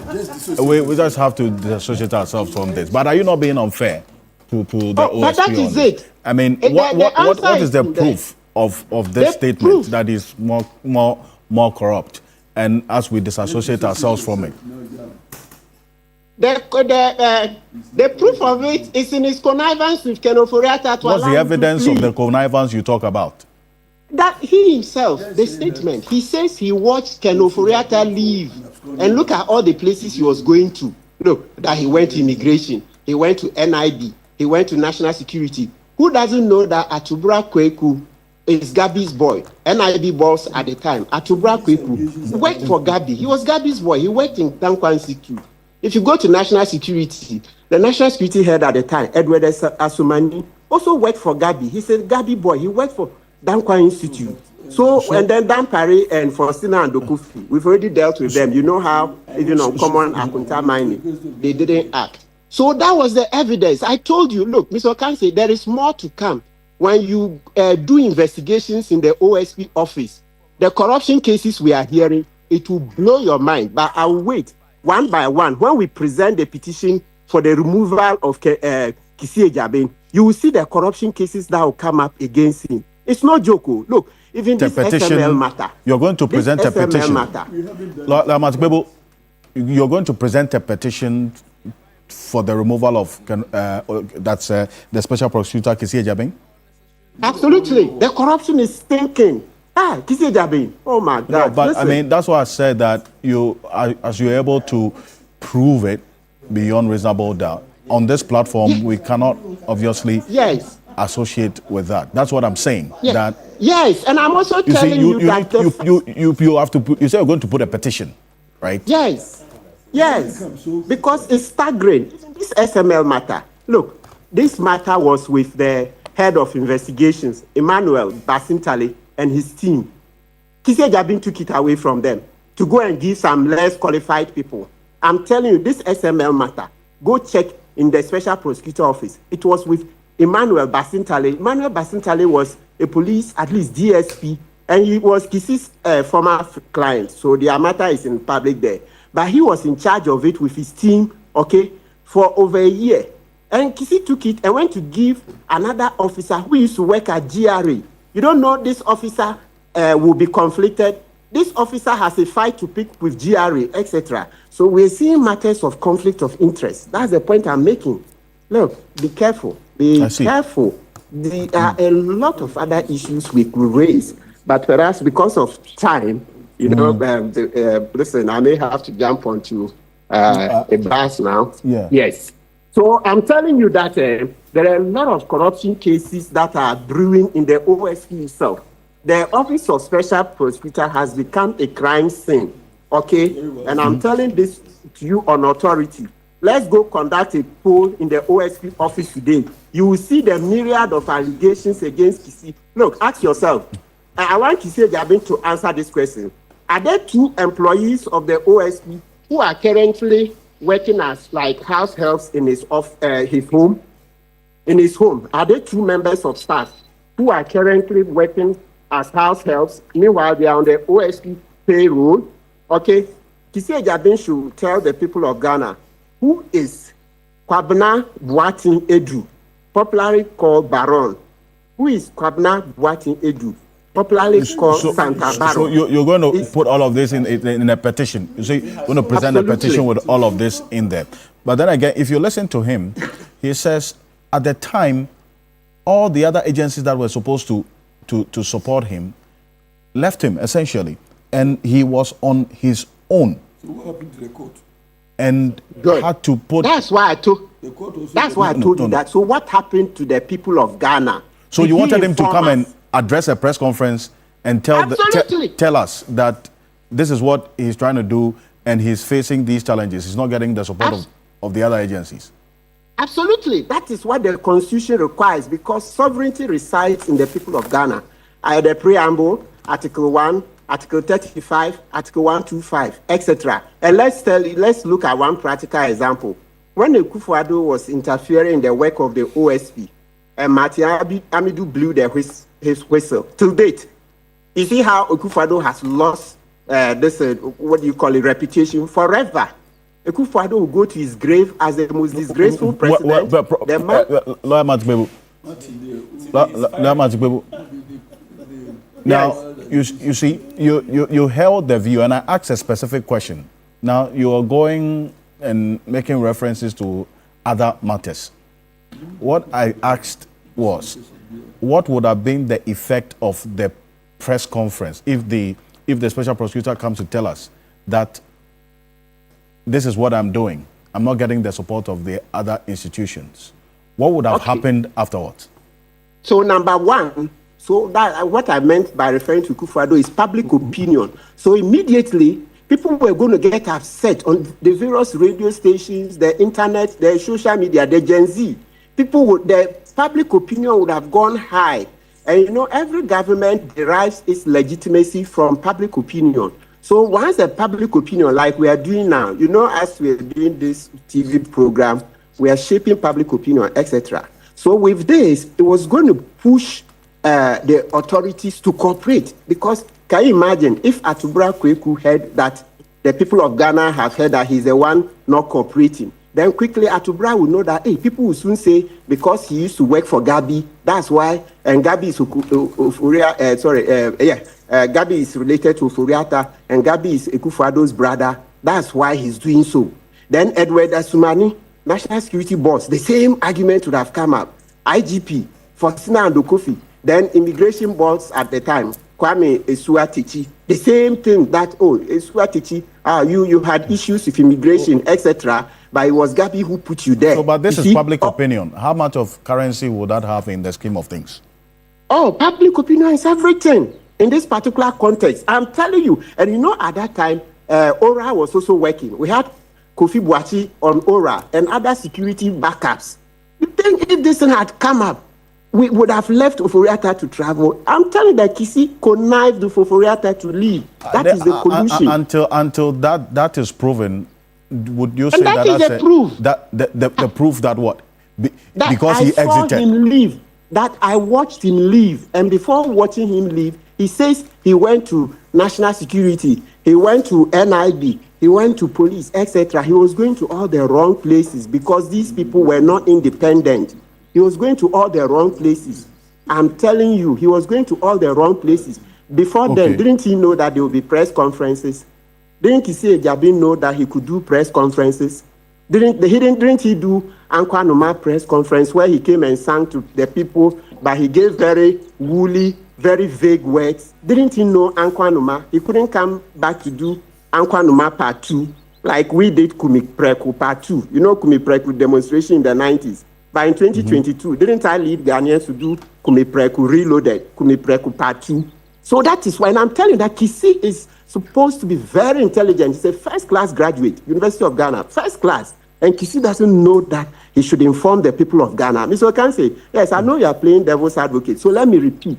Kisi says he went to NIB, didn't get help. He went to national security, didn't get help. He went to immigration, didn't get help. But the obvious and glaring answer, tell the people of Ghana so that public opinion will shape this matter. He kept mute. That is the connivance. That is the collusion. That is aiding and abetting crime. Let me hear from obstruction of justice. I see. And that is corruption. That is corruption. Stay. Let people stay, because Adam said, I know this position that Lawyer Matipebo takes about the narrative of the special prosecutor in this Kenoforiata issue is that to the extent that he admits that, yes, he saw him leave, but because he couldn't get the assistance of the other agencies, he was powerless, and the powers that be were against him in that process. To the extent that the special prosecutor failed to come to the people, the Ghanaian people, as he's done in a number of the press conferences, that he comes to update us on investigations to Kenoforiata's case, he never mentioned this particular issue until this interview with KSM last week, when he had instances of press conferences prior to last week. This was never put out until just last week. Why is that? Well, thank you, Alfred. First of all, let me also, like you and TV3, dissociate myself from the very strong comments my very good friend Martin has made on this particular issue. We fully disagree. I think it's important to listen clinically to what the special prosecutor said in that interview. And sometimes attention to detail is critical when you are drawing conclusions and relevant conclusions for that matter. It is clear that the special prosecutor was a nuanced response where he was reflecting on the general conditions that the office of the special prosecutor was working under and saying that, listen, there, and it was not in reference only to the issue of the case involving Mr. Ken Ofori-Atta.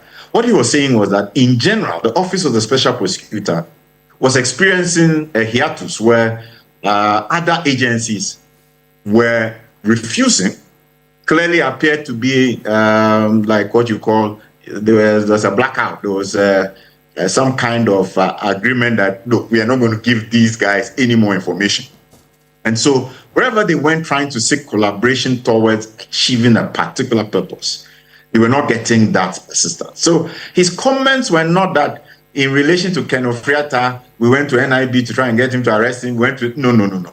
He was saying that in general, we were not getting any support because the government of the day wasn't willing to. Now, I would like us to bear in mind that Mr. Ken Ofori-Atta, this is somebody where over 100 MPs wrote a petition because they found something that they thought should be changed.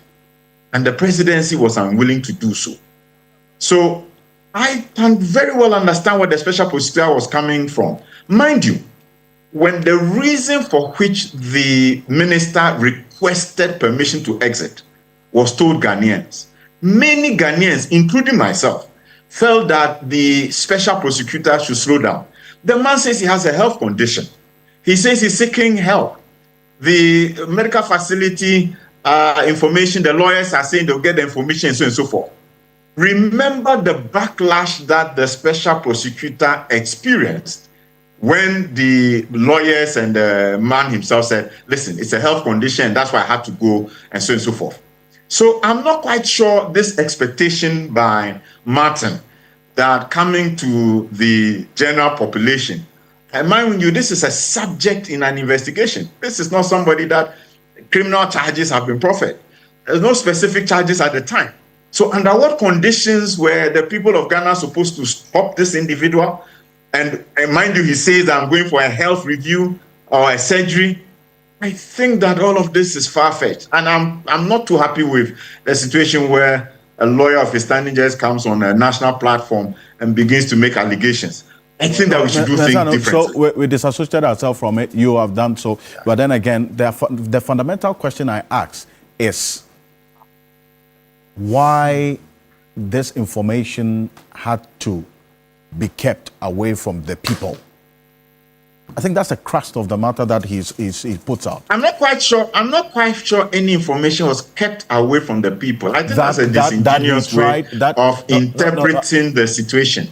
I think that's a disingenuous way of interpreting the situation. You're entitled to your description, but then again, the question is hinged on the fact that he has addressed a number of press conferences. Have you heard him, the OSP, put out this information that he tried to stop Ken Ofori-Atta from leaving this country? Remember that the OSP has a mandate to report back to the people every 6 months, which is by law, and he has done that faithfully.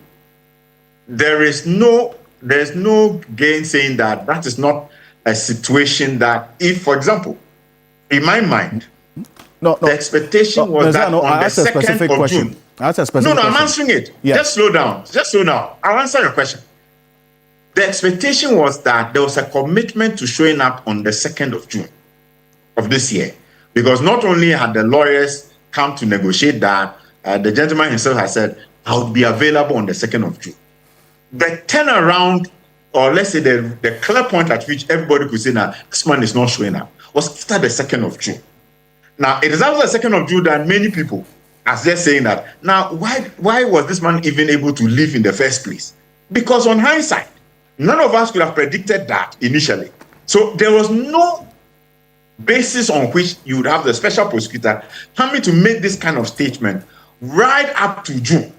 There was no basis. And in my view, after June, you could see that right from the 2nd of June, they then wrote to ask for the red alert and so on and so forth. So the question on my mind would be, after June, what was the opportunity for the special prosecutor to speak to this issue? And is coming to speak to this in October far-fetched? And I think that would be stretching it if we are trying to suggest that from January he should have spoken to it. Because we would have contended with him. The lawyer says he will come. He himself says he will come. Well, on what basis? What basis was he going to come and say the man is not going to come back? Well, don't see how that would have materialized. You see, there's an element of the public updates and disclosures that you referenced that he says every 6 months. But even within the 6 month period, he had addressed the number of press conferences. Right? Yes, but I said it was only 3 days it was 3 or 4 days to June 2nd before he said the surgery had been rescheduled and therefore he's not able to make it at that time. So what are we talking about? The chronology is important in drawing the conclusions. And I'm saying I myself felt that the SP was going too far when they were demanding that he should be so and so. And I was like, if the man has a health condition, let's allow him. Let's make sure he gets through that. And then legitimately, as everybody who is in leadership, you should be willing to come and account. So I'm not quite sure how we are interpreting this in the context of the chronology.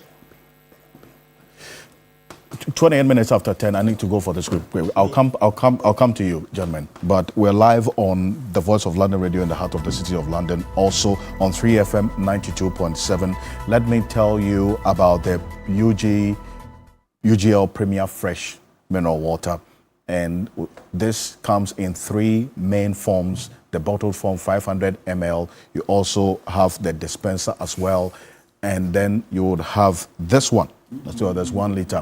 You can call them. Yes, a UGL Premier Fresh is a natural mineral water from the University of Ghana, Legon. Yes. So this sourced from the natural sources of water with no chemicals whatsoever. That's a UGL Premier Fresh natural mineral water. Refresh your life. You can give them a call. Refresh, hydrate, and thrive with the pure refreshment. Call them on 0561 814444, 0561 814444, 055 060 150, 055 060 150 for some more details as well. And let me tell you about Blue Financial Services. With Blue Financial Services, and they are giving you all you need to get as a public worker, and then also for those of you who are within the areas of looking for many forms of investment. Blue Financial Services Ghana Limited, our fixed deposit and investment options give you relaxed and protected investment with competitive rates, flexible tenors. Whether you are an individual or a business, Blue Financial Services makes your money work for you harder so you can relax and watch it grow.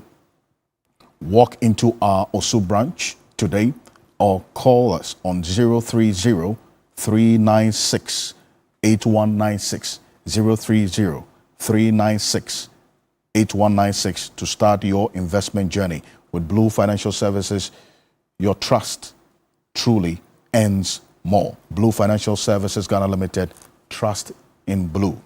I'll tell you as well about the Ocean Bells Travel and Tour. They are giving you exclusive packages to Dubai and beyond. 4 nights of unforgettable celebrations between the 23rd and 27th December 2025 in Dubai. Unwrap the magic of Dubai. Hotel accommodation with breakfast from day 2 onwards, return transfers from Dubai International Airport, meet and greet assistance, desert safari with barbecue and live entertainment. Also half-day Dubai City Tour, sharing transfer. I'm talking about the Ocean Bells Travel and Tour. They would assist you with a UAE tourist visa and return tickets as well. You can go on the Google Play Store or the App Store and download the Ocean Bells GH app, and you can buy affordable flight tickets there with a 10% discount. For those of you who are watching us on Keypoint right now, if you use the Ocean Bells app to buy your flight ticket, you enjoy 10% discount on all flight tickets. They have partnerships with Emirates, Qatar Airlines, Brussels Airlines, Turkish Airlines, Ethiopia Airlines, Askai, Egypt Air, TAP Portugal, South Africa Airways, Kenya Airways, Royal Air Maroc, Africa World Airlines, and Air Peace Airlines as well. Give them a call on 0242 037 280, 0242 037 280 for some more information. As always, I'll be back shortly after this quick break. My guests would have their take on this kind of Reata matter. Stay with us. We'll be back shortly.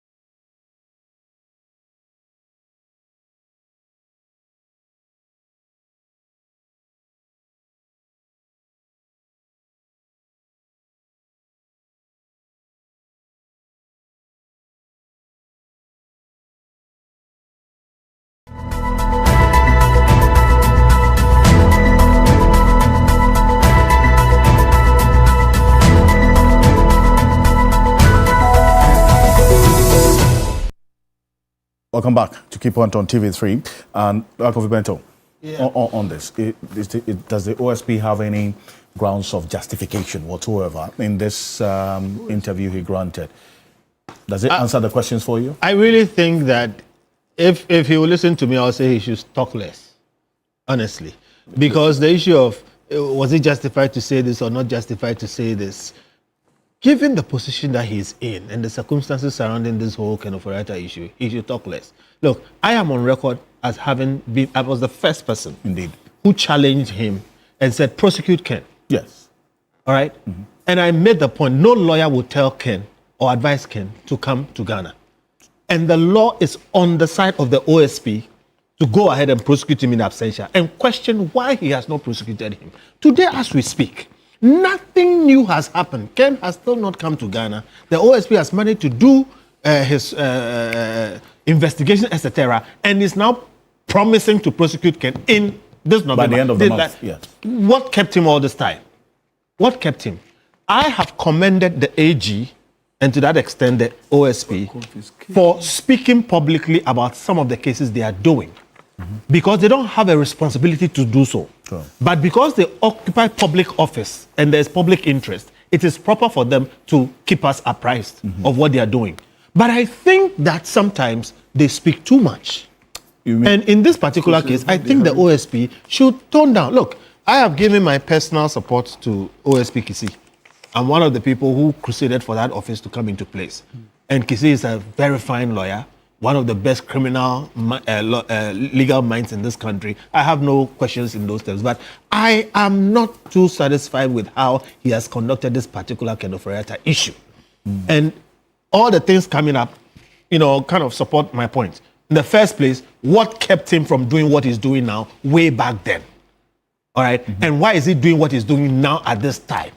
And if you are going to do it, are you telling me as the OSP that you didn't take any steps simply because somebody else was in power? If somebody else was in power and you had a job to do, do it. Do your job, put the order down there that the man can travel ABC and let somebody else, flout it. All right? So my own view will be that, look, I think the OSP should talk less. He says he's going to proceed to charge Ken. Proceed and charge Ken. The law is on your side to go ahead and try him. His lawyers have told you that they are prepared to cooperate. They are prepared to come and defend him. He himself has told you that he's prepared to deal with you on video because he's sick. He cannot come. He has a right. Even if he comes, he has a right not to speak. Okay? So I really can't understand the real value of the OSP continuing to make a case about Ken. And sometimes people think that he's trying to court public animosity against him. And to a very large extent, he succeeded. Okay, right. I have taken a lot of opprobrium for saying that no good lawyer will advise Ken to come to Ghana, which is true. And the proof of what I've said is the fact that he has now gone ahead and said, I am going to charge him in November. Why haven't you done it all this time? There's been too much talk, too little action, and I think the talk is going on. The talk must stop. He should calm down and focus on doing the work in a court of law. I see. Lapa Kubi, at the time to consider a trial in absentia, you say? Yes, I remember when we were developing this law in Parliament, there was this contention of whether or not pursuant to the conviction in absentia, the application for seizure of property ought to be done in the presence of the accused person. And then the cry of the leadership of the time was that, yes, let us ensure that the person is in court before this order would be applied for. So it was made a condition for the application that we must serve the accused person, the convict. And I was also telling our leadership that it is possible that the convict, somebody tried in absentia, convicted, could step out of the country, and it will be difficult to bring him to the court. Right. This one, I'm sure one of our leaders then, who told me to go and sit down because they have to do the job, I told him that in the practical situation, it will be difficult, problematic. This is where we are getting to. Now, the law says that we must serve him, he must be present in court. How do we ensure post-conviction? Yeah, but we are not gotten there. Yes, but so even where we get there, Okay. How do we bring him to court to exercise that option? Okay. But again, on my good friend OSP, I think he has police powers under Section 28 of the Act. So what prevented him from arresting him? Arresting Ken Ofori-Atta? Yes, he could have. When you have the police powers, he could have. He could have. He could have. Only through immigration. No, yes. He could have. His office could have arrested him. He can't travel. Number two, So there that is something we explanation call. of he not having the cooperation of the other Very police. poor. No. He was a lame. That That is a lame argument. Number two, he could have applied to a court for an absconding warrant. Absconding warrant, you don't need a president or anybody. You just go to court and apply. This man, we are investigating him for ABCD.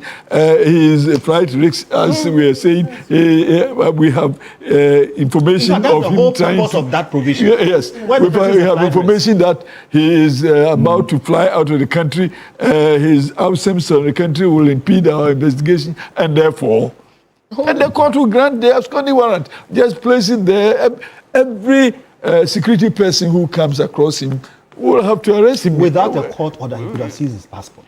Yes. Issued an immigration. Because he has the powers to search, to do that. to search, and even to freeze.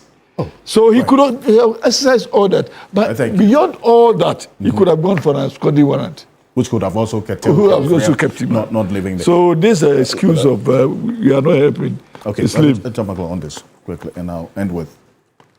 Yes, I think on the issues of the special prosecutor, I strongly believe that, I mean, in the fight against corruption, I remember in the beginning, I had my own reservation about the office, starting, and then when Martin came in, and then subsequently Kisi. Over the period, I think the SP had demonstrated, I think maybe in Ghana here, when NDC, MPP are all after you, you may really be a very special person. I mean, to the point that when he was doing Cecilia Dapa, the whole MPP machinery... Who said MPP Calm down. The whole MPP machinery was after him in the Cecilia Dapa probe. And today, it does appear that there is a certain conversation, the reverse. He must really be a very special prosecutor. I think, from where I sit, that what he needs to be, afforded is the encouragement to do his work. I personally, where I sit, I don't think that he's done anything unprofessional. The threshold that you need to pass, that you become a liability in the fight against corruption, I don't think the special prosecutor has gotten there yet. Why do I say so? Look, it is even in the interests of MPP members, and particularly the 8 years of Akufo-Addo rule, to encourage Ken Ofori-Atta to come and account. Encourage? Yes, to come and account. Why do I say so? No, senior, please. I don't have so much. No, okay, please. See, I remember when President Kufuor became president and appointed Nana Addo Dankwa Akufo-Addo as the Attorney General, among the first cases that he, Nana Addo, as Attorney General, took to court was the quality grain. At that time, the accused persons included Jerry Rawlings' finance minister, because that was the MPP conversation towards the election of 2000. Corruption, mismanagement, others. And wanted to get the then finance minister in the dock. At the end of the day, you want a situation where the person who managed the public purse, more so when the president in his inaugural address said, I shall protect the public purse. Having made that inaugural pledge to the people of Ghana, who else can better face the accountability conversation than your finance minister? So it's even in the interest, the image of President Nana Addo Dankwa Akufo-Addo. What is he charged with? Hold on. Hold on. Okay. So that is the more reason why he should come down. He's your friend. That is why when I heard you say that if you were his lawyer, you would advise him not to come. I say, no, Sina, this is not proper. Okay. In fact, that should be an obstruction of justice charge. What is he charged with today? Against you. If they are serious, but no, hold on. But my point is that the lawyer who is advising his client. It is important that at this point, it's important that at this point, Ken Ofori-Atta, for the image of the MPP government himself for more than 6 years, to come down himself voluntarily. What is he charged with today? Oh, many. Look, there's an investigation on National Cathedral. Investigation is not a charge. Oh, that is the more reason why he should come. Thank you. So let him come. No. Look, so let him come and account. I don't think the problem is the SP. Thank you. I think the problem is Ken Ofori-Atta. Sure. Let him wear his white. Let him wear the white cloth. Let him wear the white cloth. Thank you. And appear boldly before the good people of this country. Angelic. Thank you, gentlemen. Angel Thank you very much. Ofori-Atta. Thank you. And then speak to the people of this country. Thank you very much for joining us, gentlemen. And thank you. Not extradition power. And then, I got a number of messages as well from Dr. Nyawo and others. Thank you so much.